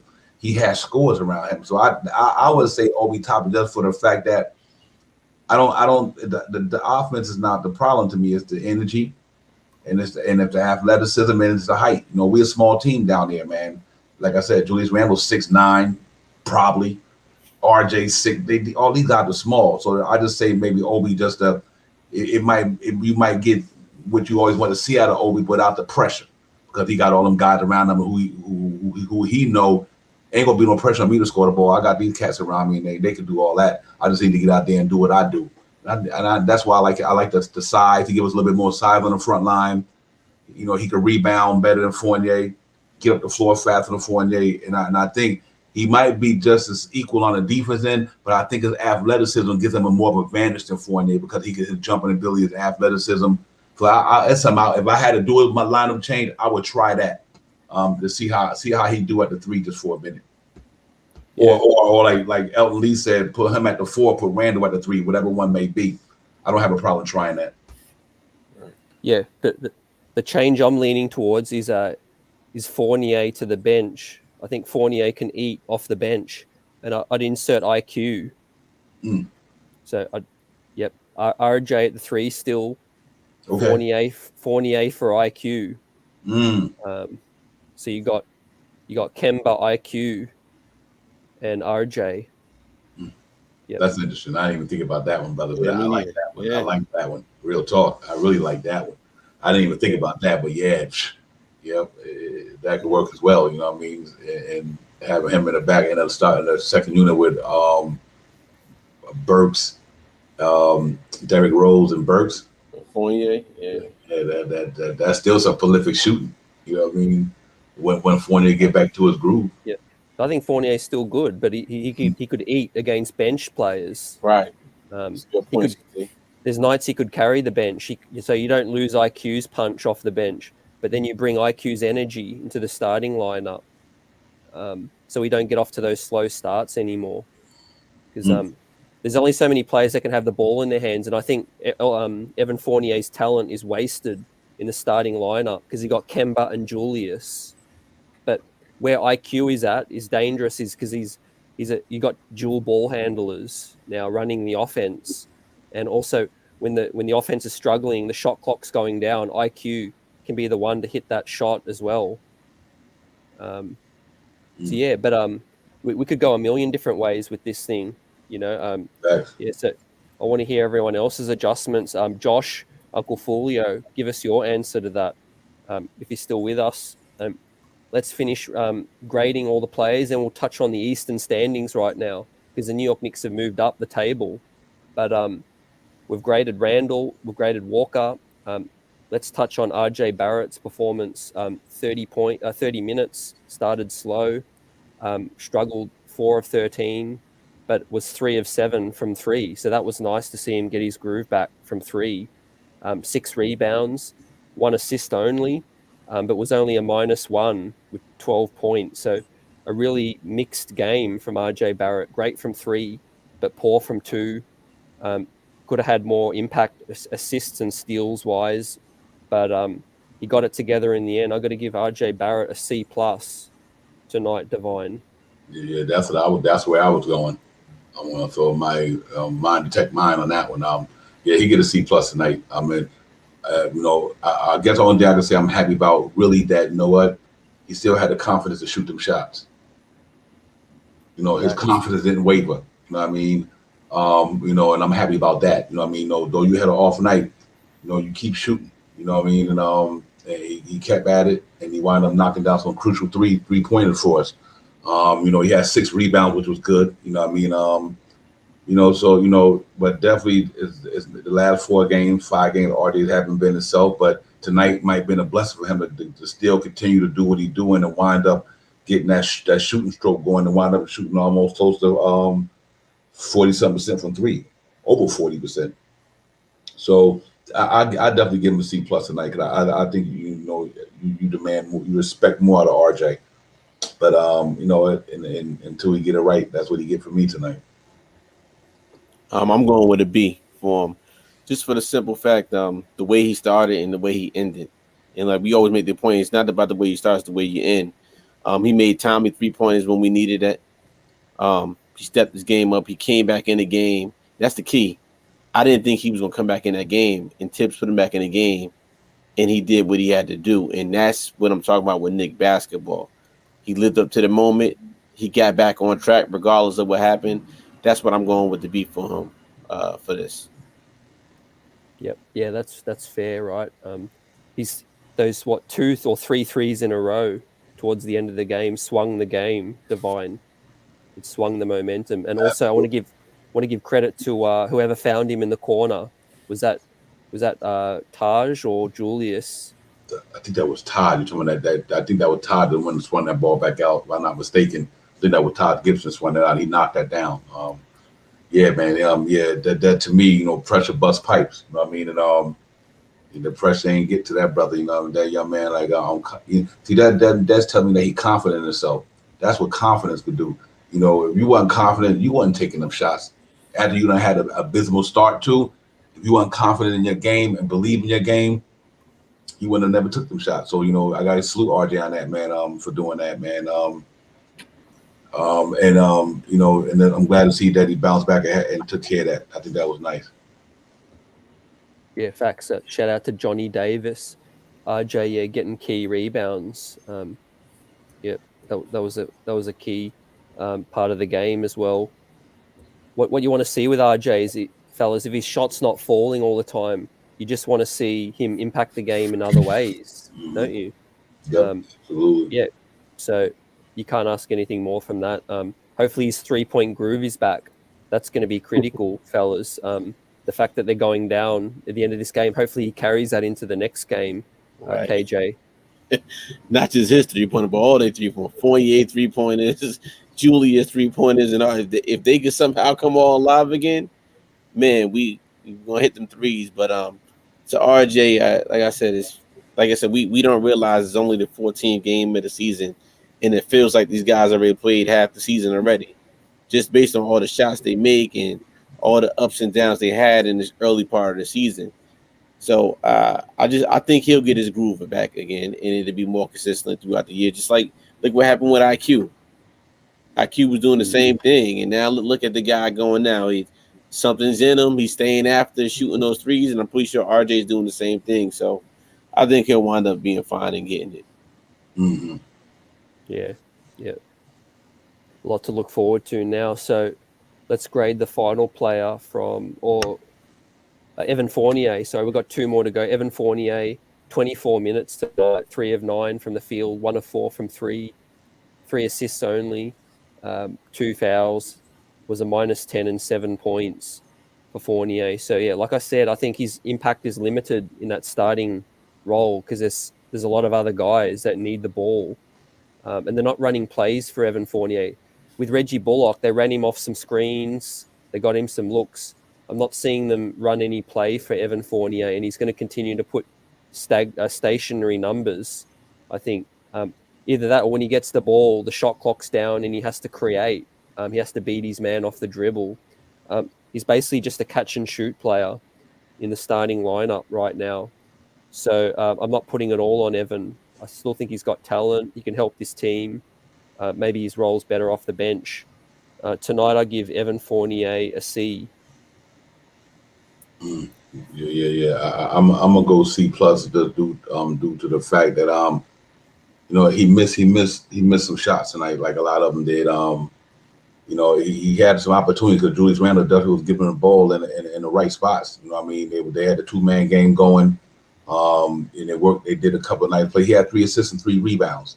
So though his offense game wasn't there shooting wise, at least he put effort in on the glass, and he tried to get his teammates involved with the 3 assists.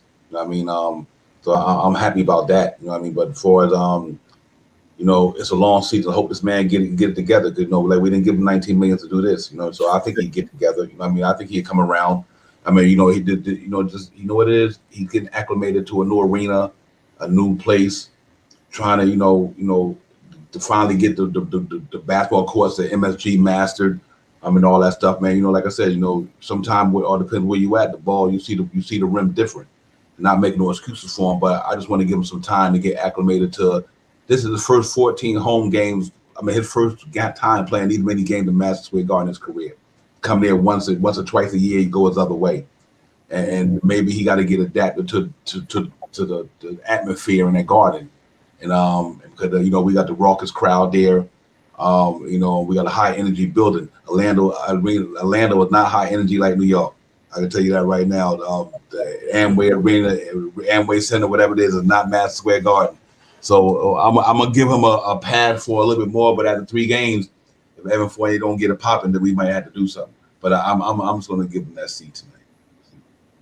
Yeah, and I said this before the season started, KJ. Not every player. We had so much talent in the starting lineup that we're not going to see nights where every player eats. Right. There's only one basketball. Like remember that Lakers team that had Nash, like Kobe. Who else did it have? Dwight Howard. Yeah, Dwight Howard. It had Malone. Yep. I think it was. Gary Payton too, right? Payton. That might have been earlier. Yeah, right. They had Gary Payton as well. Yeah, like I'm not saying this team's anything like that. I'm just saying when you put together like 5 players that can all go off at any night, like it doesn't mean all 5 of them are going to go off every night. Right. Yeah, I just think I agree with you guys. I think Fournier could come off the bench, and I think he'll be a great, like to your point, CT, he'll eat on the bench player of the other team because he provides something different that he's a starter, but he can play off the bench because they're so deep. So absolutely. But his grade tonight for me, I'm giving it Fournier a D. I want the man to have 27 and 7, so that's why he gets a D for me. He's getting paid like it. Didn't Divine say point for every mil? Yeah, point for every mil you earn. Right, and like to Divine's point, 7 point, we expect something different for him, and we expect more than that. That's not going to work, and he's not been doing good the past couple games. So hopefully it'll change. If not, Tibbs needs to bring a change within him to build his confidence back up, and that's bringing him to the bench. Yep, yeah, absolutely, facts. And KJ, I know you've got a jet for tonight, but appreciate you coming through again. New York Knicks picked up a big win. Give us your thoughts, on the outlook tonight and the outlook before you head off. I like what I've seen. We're the 25th ranked defensive team in the NBA. I don't like that. To hold the Indian team to 84 points compared to the first time we played them when they put up 111 points up against us, that's a double win for me. And I'm happy that we did that. Sloppy win, but I'll take the win. I do think the change is going to come Sunday against the Bulls. I do think that Mitchell Robinson and or Noel will sit Orlando and Houston and be ready to go for Sunday against the Bulls. So let's see what happens. Hoping we get these next 2 wins so we can get ready for the Bulls on Sunday night. Thank you as always, CT, Devon, for allowing me to come on the platforms to speak my piece. I must say, Knicks fans, keep the faith. We're going to keep it winning. Please like and subscribe to Knicks Real Talk and also Streets is Buzzing and the Knicks Buzz. I'm KJW Vince. I'm signing out. Until next time, salute, fellas. Salute the chat. Salute, KJ, my brother. Salute. There we have it, ladies and gents. That was KJW Events coming through with his wise knowledge. We're going to continue chopping it up. Divine, New York Knicks picked up a great win tonight. Hopefully this is the start of something, you know, a roll, so to speak. We've got a couple winnable games coming up as well. The chat's on fire. Let's finish out grading this, and we'll talk about the Eastern Conference, the NBA news tonight, and then we'll open up the panel for people to come in and speak their mind. So Mitchell Robinson, see, I missed the part where he got injured. 16 minutes he played, 2 points, -14 as well. Talk to me about when Mitch went down, Mitch went out. Yeah. I didn't see what type of injury it was. It didn't even seem like it happened in the game. I think it might be a lingering one. I mean, I didn't see nothing in the game where he twisted his ankle or nothing like that. I think it might be just a lingering effect of one of them injuries. Okay. That he probably had. I mean, I think a couple of games ago he did. You know, he's been limping the last couple of games. You know what I mean? So yeah, I don't even have a problem right now. If you know we can get Noel back sooner or later, sit him down and let him get healed. Let him heal. I mean, hey, you know, we always complain about the cat. You know, he's injury prone or whatever the case may be. You know, and I'm a big Mitch guy. You know, and I love me some Mitch, but you know, right now carrying that weight he carrying, like I said, 280. You know, never played with that weight in his life. Slow him down probably a little bit. You know, his agility might not be there because he's trying to carry all that weight, run up and down the floor. We want the team to have to play with a faster pace, and Mitch don't have that energy for it running like he used to with that weight. And granted, the weight going to go down as the season go on because as you playing all these games, you know, you start burning, you start losing pounds and burning calories and all that good stuff. But tonight I just got to go with. I'm just going to go with a C+ because I know he's not healthy. He's not healthy. You know, and he had 3 block shots, so he put effort out there. You know what I mean? He did do that in the first quarter. You know, his defense kind of helped us stay in the game for the most part. You know, he was controlling the paint pretty well down there, and but then once you noticed that he couldn't get that lift off because after Brogdon was taking him to the hole, Caris LeVert took him to the hole, I knew something was wrong with Mitch because he wasn't getting up off his feet to extend his length to block them shots or contest the shot, not necessarily block it, but he wasn't even getting off the floor to contest them at a foot. So I knew that the pressure on that ankle was not there. You know what I mean? But Mitch is one of them guys who every night, you know, he come out, man, he try to fight and play, you know, no matter what. But I just think that they might need to sit him down and hopefully if Noel can get back the next couple of games, if not, you roll with them guys and get them healthy. You want Mitch in April. You want him in April, in May, hopefully. You know, we ain't worried about right now. We worry about you know, further on down the line when we might be really need him to fight for something real hard. But he might be back the next game. I don't know. You know what I mean? We got 2 days off, but I don't have no problem resting Mitch if it need be because he came into the season. CT. Mitch wasn't even ready to go at the beginning of the season. They had to throw him in there for the same. They had to throw him in there because you know they want to come out and it worked out. I mean that opening night game we were at Madison Garden 11-17. You know what I mean? Had a couple of good games after that, and then once the hip thing set in and you know you remember he fell out on the feet a couple of times. He's a warrior, man. Because Mitch, I see that guy get on the ground in agony and don't see how the hell he gonna get back and walk up in that game. Next thing you know, you go to bed and come back, he's in the game. So, but I'm concerned about that, though. I'm concerned about him and Noel's durability. But over tonight, man, that's why I'm giving him a C+. That he did put the effort in there. He did block 3 shots, but after that, you know, you could tell that ankle wasn't allowing him to be what he could be. So, you know, that's my take on him. Yeah, I agree with what you just said about resting Mitch. You know, I've got no problem with that right now at all. You know, he's an important part of what we do. I could see some horrible injury happening if we continue to overexert him. If he's been struggling, limping the last few games, so he's probably said to the doctors, you know, I want to play tonight, you know, I can go, and I just think halfway through he just gave way and said, I just can't continue. It was a physical game, like you said. They were calling, they were letting a lot of calls go. So, and especially if it's a foot related thing, right? He's in a contract year. Let's be smart with it, guys. You know, Taj Gibson stepped up. Next man stepped up. Rest up, Mitch Robb. You know, get well soon. Again, he's been questionable the last couple games, Divine. And he's ended up playing, so he's clearly been hampered by something that's going on. The hip. and probably the foot too. So yeah, let's rest up Mitch and see. Especially with a couple winnable games coming up, Divine, Orlando, Houston. So yeah, I got to give Mitch. Do it. Yeah, it's a good time to do it. It really is. It's a good time for Jericho Sims, just like Jarvis put in there. You know, you rest Mitch, and it's early in the season. You know, give Jericho Sims enough time to get his feet wet. Hey, we don't even care if it's for 10 minutes.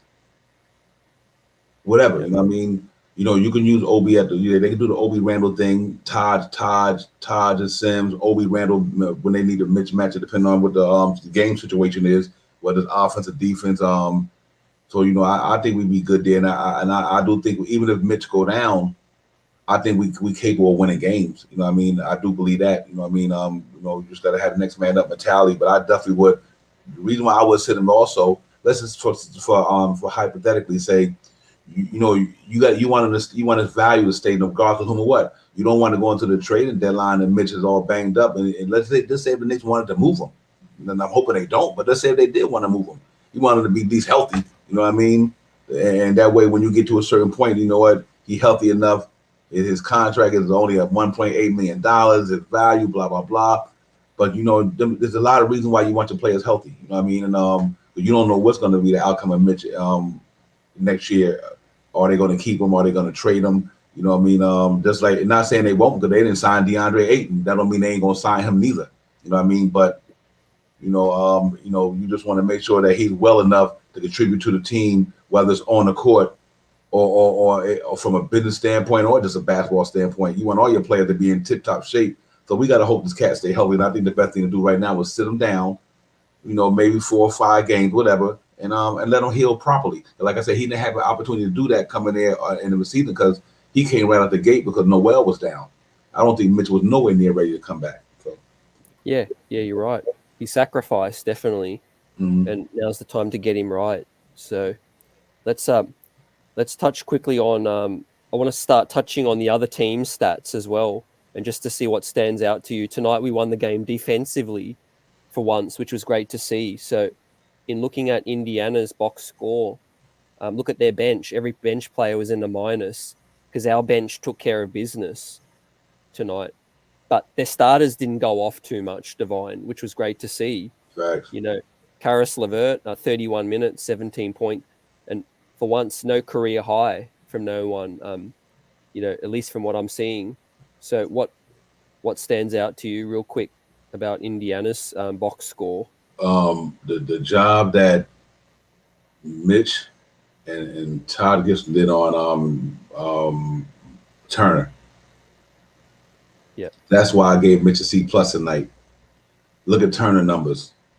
Him and Todd Gibson played that boy extremely well tonight. You know what I mean? They really did. You know, 1 for 4. They took him out the game. You know what I mean? 3 points. You know, 3 rebounds. You know what I mean? So, you know, and I think they did a good job from that standpoint. So that's the reason why, you know, but I think Turner slowing Turner down, making him revert back to Miles Turner tonight, not you know, not Duarte Turner the other night when we played them down in Indianapolis and they beat us, you know. So it was good to see that. And other than that, Justin Holiday, you know, he had 8 points. But Brogdon was nice tonight. I gotta give him his flowers, man. That young man got strength to him. He goes hard, savvy, 8 rebounds, 7 assists. You know, Brogdon had a good game tonight. You know, I mean, he was still at -9, but you know, I think he played some efficient basketball from the point guard spot for them. And other than that, it's a bonus. It's a bonus. You know, what I mean, his game. It didn't look like he was dominating or nothing like that. It didn't look like he even had 15 rebounds to me tonight. I don't know why. It didn't look like the number that he got at CT. I didn't even think he had the numbers. You know what I mean? But he had a good night tonight, man. And I'll be Karis LeVert. You know, yeah, he had a decent night. You know, 0 for 3 from 3-point line though. He only shot 5 for 14. You know, but he still was a plus. And that's pretty much what I seen on the stat sheet. Yeah, fact. It's just nice to hold a team to 84 points. You know, 10 points in the fourth. Phenomenal. That's crazy, right? Yeah, no one went off, and they're a stronger team than when we played them last time. So, You got to give credit. We finally didn't let someone come into our house and steal our stuff. Like you say, you know, we got to win on our home floor tonight.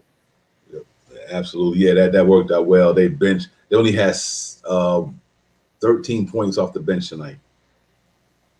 That was a good job right there. McConnell didn't give him nothing, 2 points. A man gave him 5. That was it, really. And K. Martin, you know, he knocked down a couple of shots. But all around good, gritty defense performing for us, man. And so it made their stat sheet look kind of subpar. You know what I mean? They were a subpar stat sheet for them guys, but our defense came to play. Like I said, when the New York Knicks bring their defense to the game, you know, you're going to get results like that. You know what I mean? And so overall, they defense played well too, though, and that's the reason why we had to fight and struggle the way we did. You know, but our offense wasn't there with our team, so maybe that's the reason why it looks that way. But you know, I think if our offense would have had a little better game from the starters, we might be talking about a whole different thing. We might be talking about a blowout tonight. You know, we really would have. Yeah, I agree. Salute Terrell, salute Soulfinger, salute Chat. Got my man Divine, Knicks Real Talk in the house. We get this thing popping. Let's look at the Eastern standings now with this dub. You know, the New York Knicks got things back on track tonight. There you have it. You know, we've moved up to 5th spot. So that's interesting, Divine. You know, 8 and 6. Oh, we're 6 spots. Sorry, 8 and 6 now. But with 2 winnable games coming up, like I said, we need to be 10 and 6. That'd be nice. Yeah, absolutely. You know, at the East, it's packed in the East right now, up and down. They packed. But I do like where we at from the standpoint of we haven't been playing bad. Think about this here, CT. We have not been playing great basketball, and we still 2 games over 500 in the East, not playing good basketball. You know, I mean, think about that for a minute. We have not been playing we 5-5 and 6 and 5 now. I would say 5 and 5 in the last 10 games, not counting tonight. It'd be 6 and 5 in 11 games. We've been playing 500 basketball in the last 5 games. We still 8 and 6, and the majority of our starting unit hasn't been playing good basketball. That's why that win tonight was so huge. But you know, like a lot of teams, like I was saying, and I always say in our other previous shows, let them teams knock each other off. You just got to handle your business. Let them cats knock each other off. Like tonight, the Celtics and that game. You know what I mean? The Celtics and I'm sorry, who had that game tonight? And Celtics and Cleveland. Yeah. Let them knock each other off. Now Cleveland lose. They 6 in the loss column, and Celtics 7 and 7, and we sitting there at 8 and 6, and we can handle the next 2 games between Orlando and Houston, you know, without taking them for granted. The next thing you know, we 10 and 6, and a couple of them other teams might lose. They might go head to head and lose. So you know, and I think that was great to see, and we got some games there that we was actually got the score right there. I'm glad of that because Lakers and Bulls crushing the Lakers. Oh my goodness! Look at that. That is crazy right there.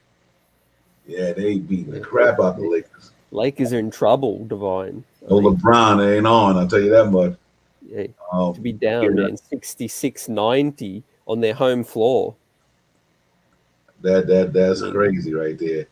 Portland beat the Raptors today. That was good. You know what I mean? So, like I said, let these teams keep losing. We got to try to get back on the win. If we can win 2 games in a row, you just don't know where this thing might turn when you look at the top of the Eastern Conference. Obviously, the Bulls, the Washington Wizards, full of surprises for me. I didn't think they were going to come out the gate like this.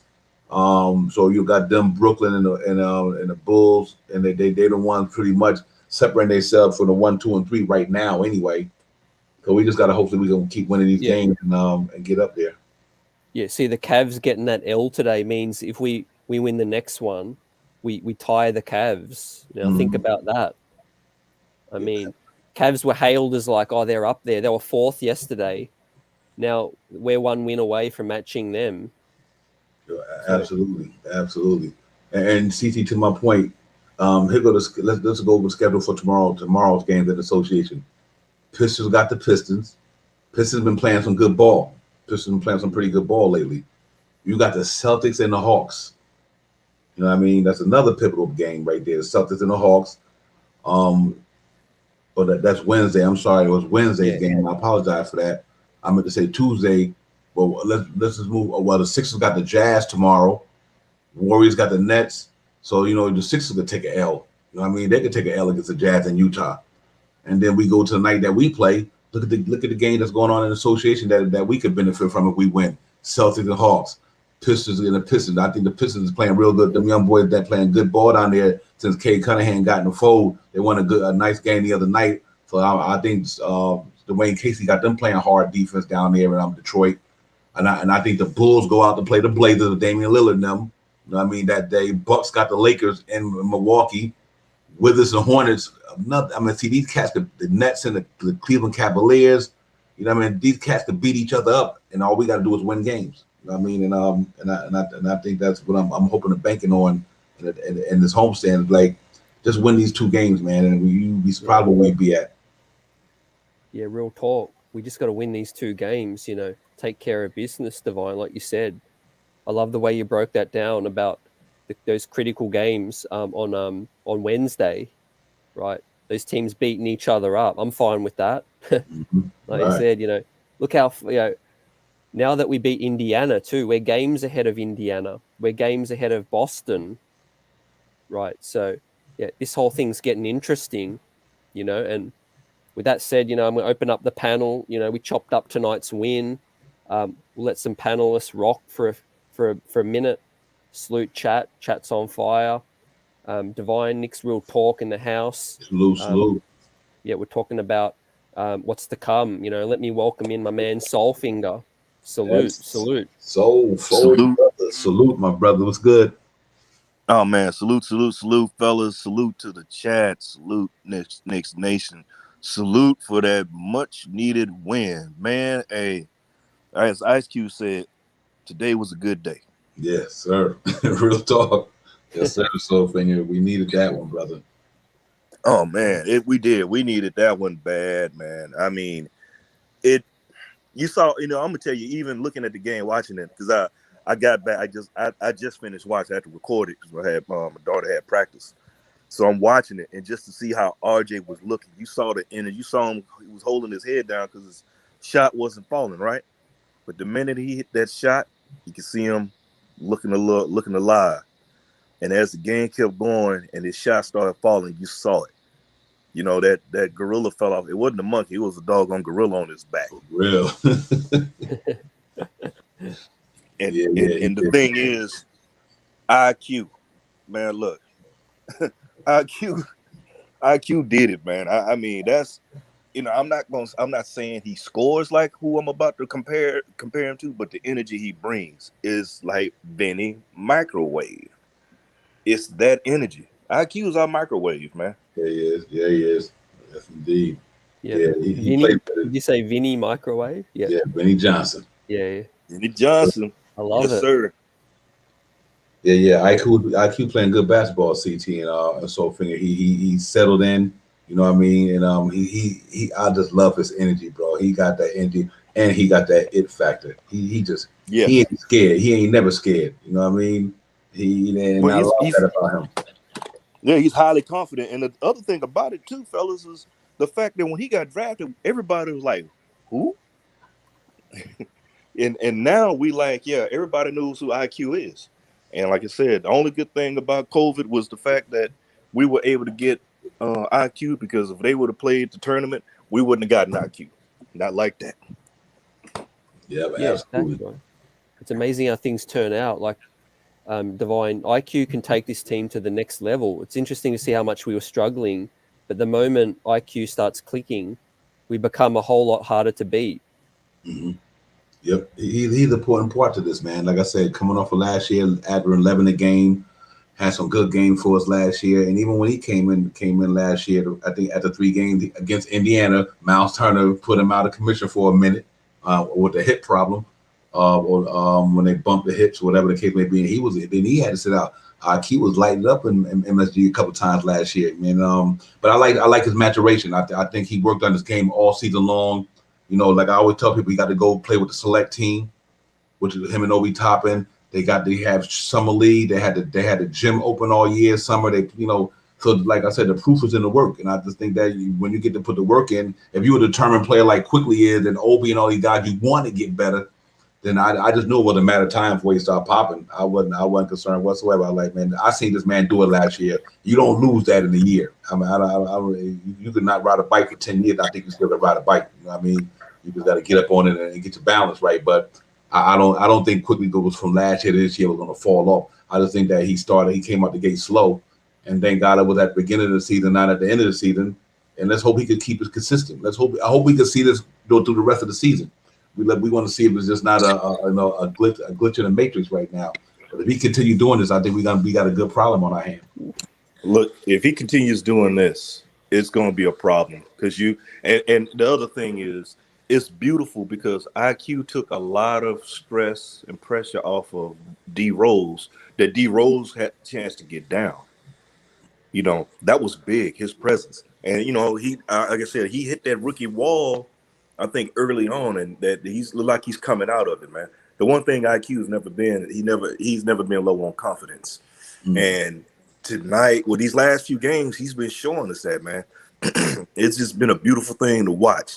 And when he gets on the floor, I'm looking for magic. And then the other thing is, come on, man, Obi, how he and Obi work together, those lobs, the way he does, you know, and don't look at the points that Obi scores, but look at the energy and the motor, what he brings, those intangible things that he brings to the team that we needed. That's why that second unit has that continuity, because it's free flowing and moving. But I got to give Tibbs his props because he worked with a great adjustment. He worked with a great adjustment tonight, the way it worked. And then too, I give it to Mitch. He's still trying to play. He's hurt. He's hurt. It's the ankle. You know, he still got the hip, but he still went out there as a warrior. But shout out to Taj Gibson, the old man, Father Time, the Sandman, whatever you want to call him, Mr. Intangible. Shout out to Taj because, Miles Turner couldn't get it going. Let's look at it like that. Miles, look, that was an anomaly. That first game, him going unconscious, channeling his Steph Curry, man. No, man, that was just a one. That was just the sunshine on the dog's backside, and that game, that dog backside was sunburned, bro. Yeah, facts. Yeah, I thought him and Mitch did a good job tonight on Turner. Mitch had three block shots in the first quarter. He was moving around, but once that ankle settled in, I was like, uh-oh. But they did a phenomenal job on him. But Todd Gibson, man, like I said, that guy, you talking about glue guy, that's the epitome of glue. You know what I mean? That dude is super glue. The other guy is Elmer glue. That cat's super glue. Yeah, man, he's like gorilla glue up in there, man. Real talk, and let's Solfinger, we pulled up the East. I'm gonna pull up the standings again, just to see how close it is, right? And how much these games mean, because with Orlando and Houston coming up, we got a lot of tough games after that. And look at the East, we're only a couple games off like second. Yeah, and I mean, anybody lose a game now, I mean, it's tight.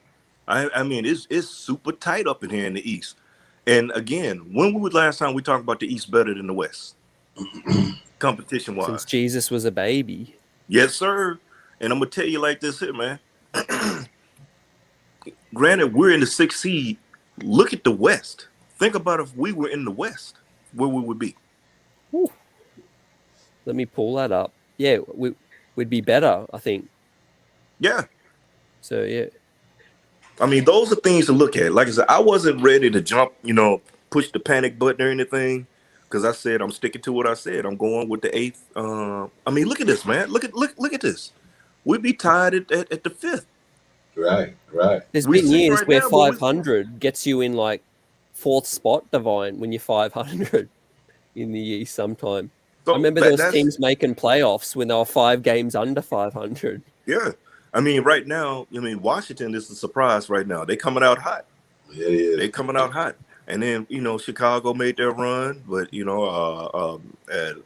for a minute, we got them already. I hope, I'm looking at us to build upon this and go on. Let's start a run right now, man. I mean, like I said, why not us? We can do this. Why not us? If we continue to play with the same kind of intensity, bring that defense, cut down on those turnovers. And the other thing, man, the refs. Man, these refs are killing me, man. They are killing me. I swear they got on the Stevie Wonder, Ray Charles glasses.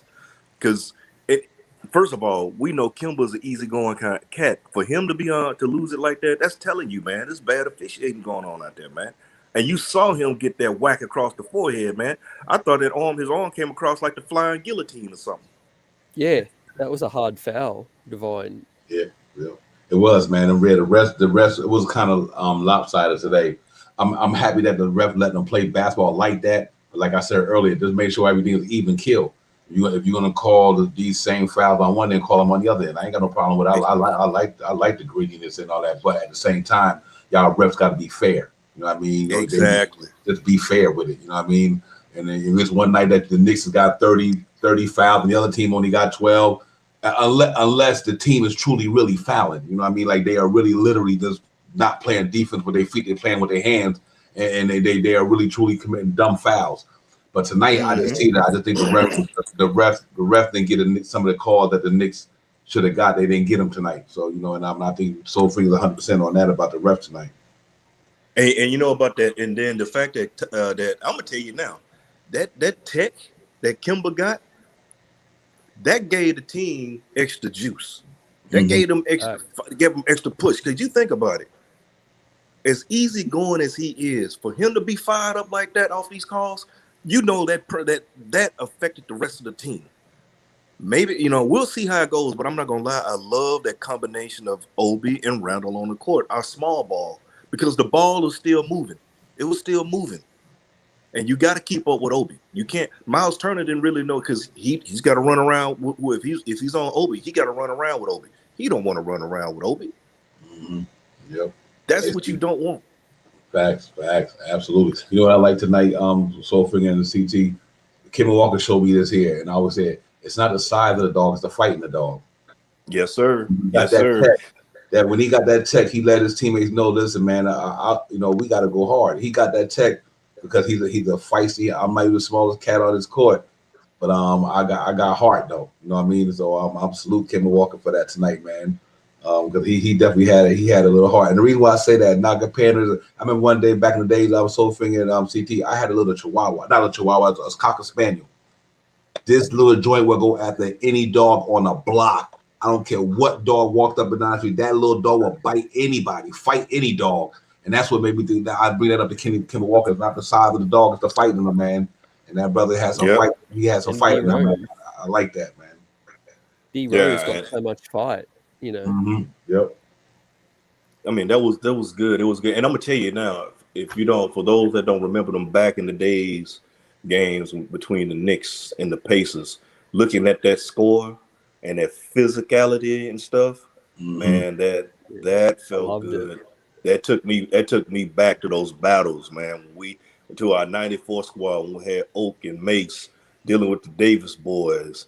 You know, you still had Mark Jackson doing his shimmy. I used to hate seeing him do that shimmy after the shot. You know, Smits and all like that. I mean, it felt good because I'm gonna tell you, another game like that, I'm gonna tell you, it'll be a rivalry starting up again. It won't be so friendly. And then too, you know, I gotta give their coach, because their coach is Rick Carlisle's a defensive physical coach as well. Yep. So the East is turning into that. I think slowly but surely we're gonna start seeing everybody becoming physical and playing that game. But shout out to my home state homeboy Jarvis LaFleur. Salute. Lafayette, Louisiana, the one, the only. Jarvis. Watch out.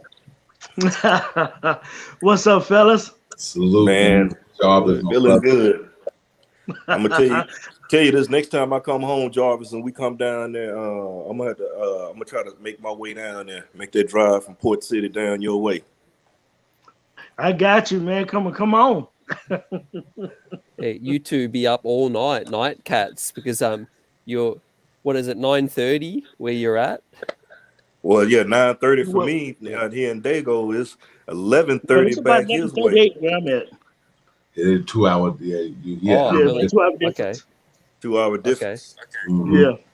Yeah. Hey, Jarvis, what did you see from tonight? Give us your thoughts on this big dub. What's Well, CT, what I'm gonna say, y'all done covered it all. Y'all was on fire. The chat's on fire. Everybody's on fire. I just wanted to show my face and just as a support, just tell everybody, man, this was a very good show. This was a great show.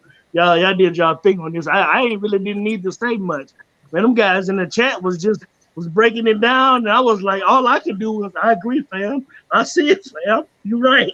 Yeah, That's all I can say. You are six man. I call it the invisible panel. Yeah. The six man. You know, Right, they that's pick the us invisible up. panel, bro. For real, them boys, them brothers and sisters be dropping it up in there, man. That's why I got to salute to the chat. That's where it's at. Real talk, man. Them cats be giving it to us, man, and I love that, man. Them cats are just panel members. We just can't see them. I just say overall, just way to just kind of turn back the hands of the time. Hey, when your offense is not clicking like you should, you're gonna have to win with some good old fashioned D and effort and just and close it out at the end. And that's basically what they did. So and hopefully it then got to the point to where Tibbs just kind of figured out what that closing lineup is going to Yeah. be. It kind of seems like he did it tonight. So salute to that, man. I'm happy about it. I don't know what Taj is taking, but I gotta get me some of that. Yeah, man, you Because need to put I that in mean, some bottles, man. is he? How old is Taj now? Is he 25 or is he 37? They He's say he's 36 going on 36. 20.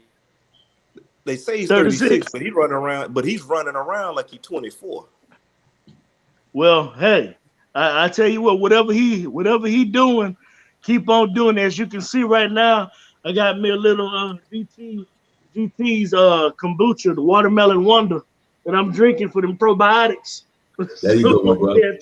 Yeah. Yeah. Todd must be off that vitamin B12 or something. He going out on sugar or something for that. Man, I tell I you, don't know. he looks good. He drank. He must have been sick. It's that BC powder. No, I'm just saying it's that BC powder, man. Yeah. Okay. Yeah. Yes. Right. He was. I love when he plays they 30. had Taj on Miles. Oh That man, wasn't it beautiful? Was good.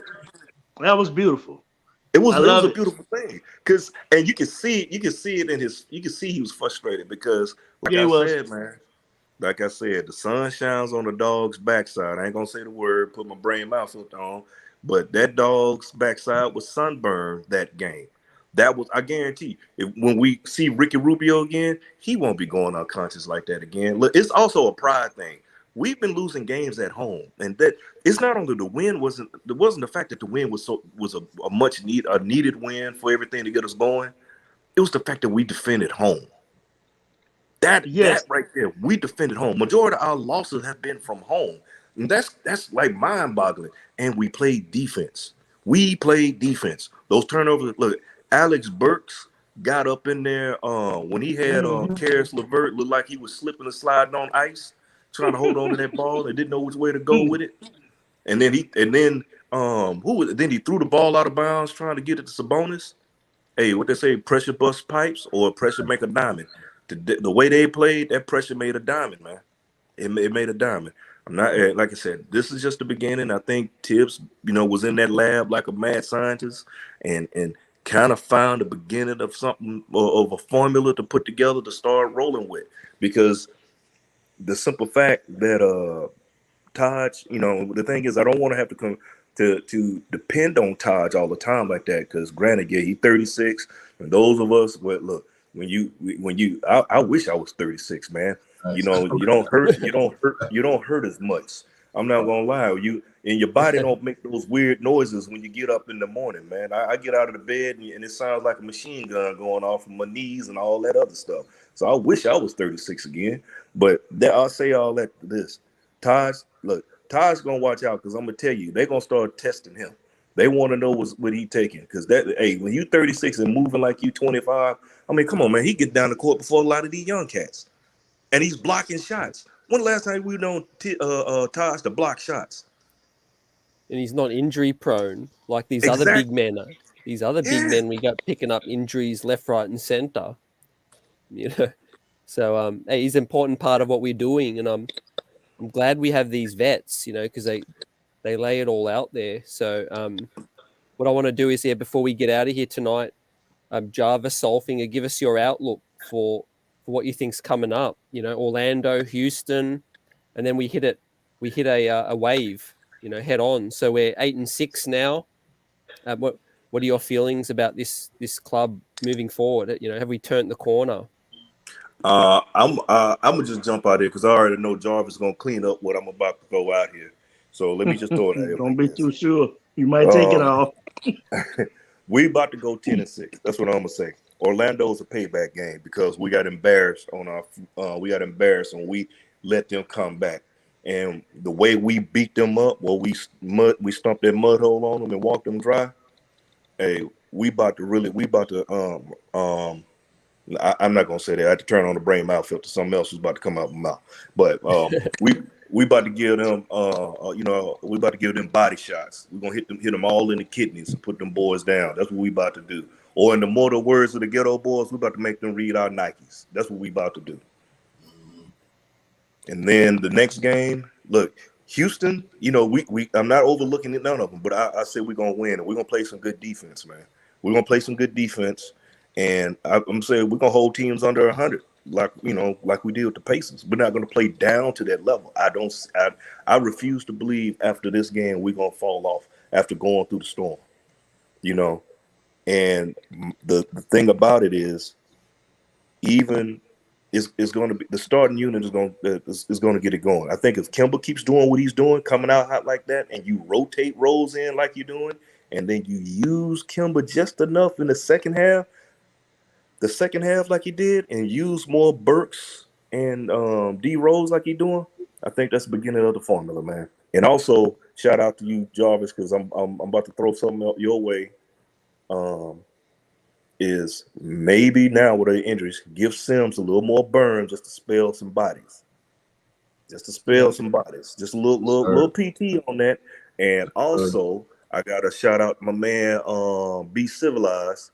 And I agree with what he said about D Rose being the timing belt and Taj is the engine. That is a fact. Those are facts on facts on facts.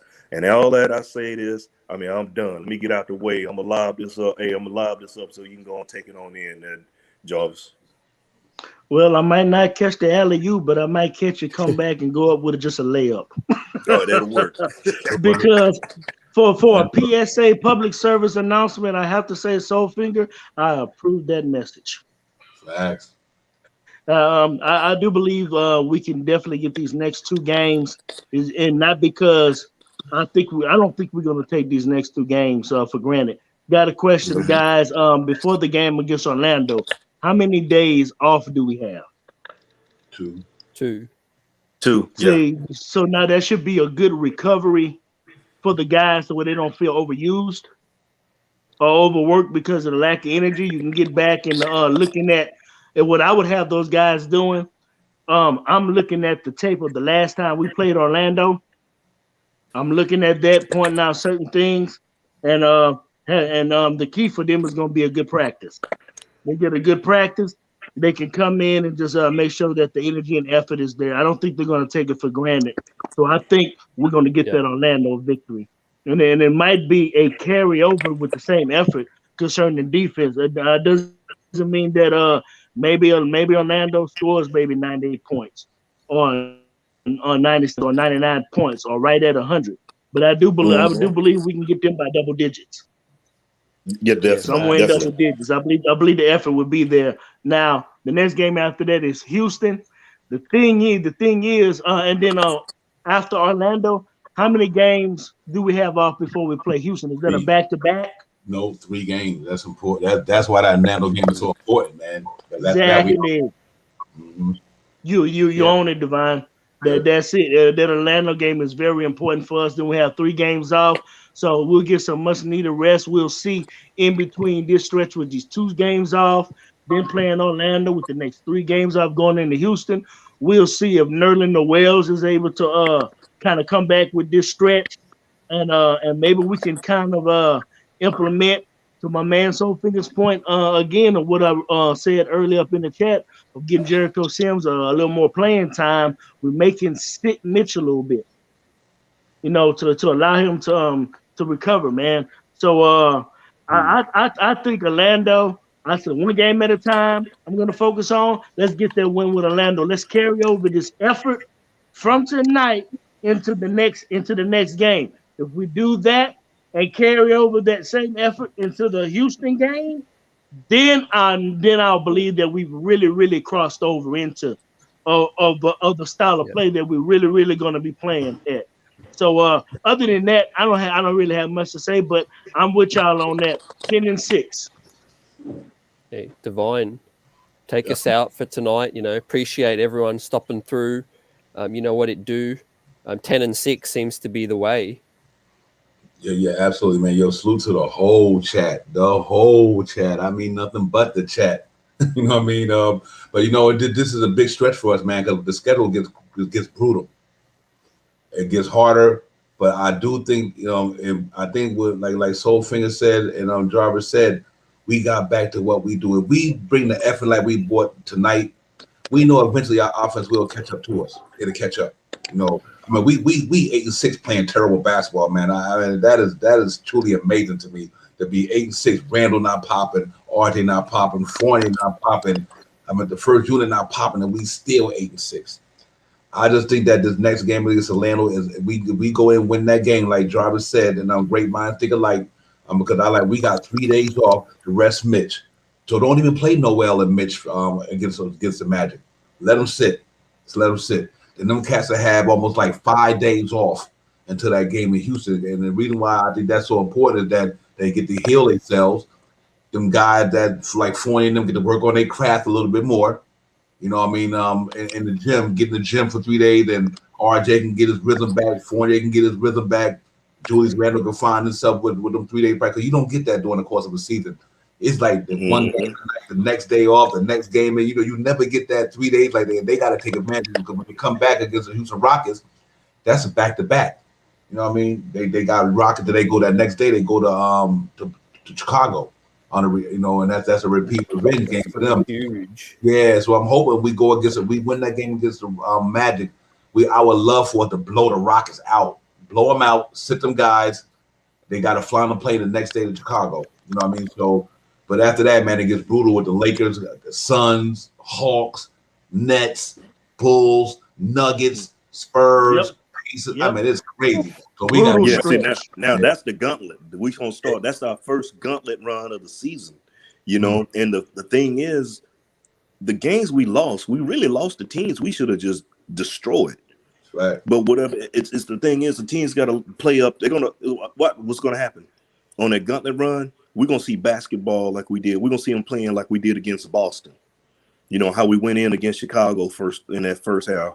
And we're going to play some tough ball. And I see the defense. I'm like I said, I'm positive about it all, man. I can't be negative. And, we went through too much negativity for years with in Knicks Nation. So just be positive, like I said, I'm not going to dwell on how things were, and I'm not going to come in, be negative Ned. I'm going to be positive about it. Even how I was feeling about Kemba, I didn't want to say anything bad about Kemba because I want to give him the benefit of the doubt and see what he can do. The thing is now I think Tom has enough tape and he's in stuff to see what's actually going on, how to start integrating Kemba. Now, I thought Fournier was going to come around faster, but maybe Kemba's the one that's going to come around faster. We just got to give Evan a little more time because his shot is what we need. And he can move without that ball. He was being he's trying, and he gives effort on defense. So I say all that to say this in my Sergeant Knicks phrase: just stay patient. And let it all come together like butt cheeks, fellas. That's all. Stay patient and let it all come together like butt cheeks. We're going to be fine. Right. Yep. Facts. And hey, Soulfinger, hey, you're not going to get out of here without that NBA show you got going on with Stafford Don. Hey, salute to you. Appreciate it. It's a little something we put on. Stafford Don kind of been at me. I'm just trying my hat because I'm not. I like to come in and talk with the fellas in Knicks Nation, but appreciate it. It's called 101. Myself and Stafford Dunn. we kind of starting off. We're looking at Sundays right now. We hadn't gotten anything quite cemented yet, but I'll keep you abreast of what's going on. But man, Stafford Dunn, if you know Stafford Dunn, he'll hit you with some questions and make you make the brain juices flow and get you out there thinking. So, you know, and a lot of it is I got to say this: shout out to UCT for coming up meeting you first on man, because if anything, I'm a product of Ron and UCT and seeing Devon doing his thing, and all the other brothers have been doing the shows, but Hard Will, L, Heck, for the love of the game, and then my man Jarvis right here, man. So only thing I'm doing, I look at it like this here. I'm just trying to carry on with man. Those are big. I'm not trying to be in his shoes, but just branch off from his tree a little bit. And like I said, I'm just gonna try to throw my hat out there, and I'm plugging everybody. It's nothing but love, man. It's nothing but love. Orange and blue love. That's all it is, man. It's no hate. It's no discontent. Look, we all got difference of opinion. We got different views. People want to add this player, want to add that player. There's no sense of getting mad at somebody because this is who they want. But the bottom line, at the end of the day, we want a championship. We hadn't seen that many moons. Facts. Like I said, many moons. I can't look. I was only about 8 months old when we won that after they won that last championship, man. Oh, so I cannot say that as I can't enjoy that. But when we win one in this day and age, you best believe I'm gonna be running around San Diego out here in Cali, hitting people with the Heisman poles, doing the OC, raising that banner, talking cash trash. That's what I'm gonna be doing, and I'm gonna tell them, hey, who's the king of the hill? After all this, it's us, that orange and blue. Because you know why? The NBA, this is me putting my little conspiracy hat on. They don't want to see us win like that, man, because they know if we get a championship, they gonna have to hear it. Yeah, Milwaukee got their 50, they got one after 50, but let us get one. We're gonna show you how to celebrate. For real, we're gonna celebrate for the whole year, and they don't want that, man. They don't want that. That's like putting little kids in the white clothes and giving them chocolate and say don't get dirty. That's how it's gonna be going down, man.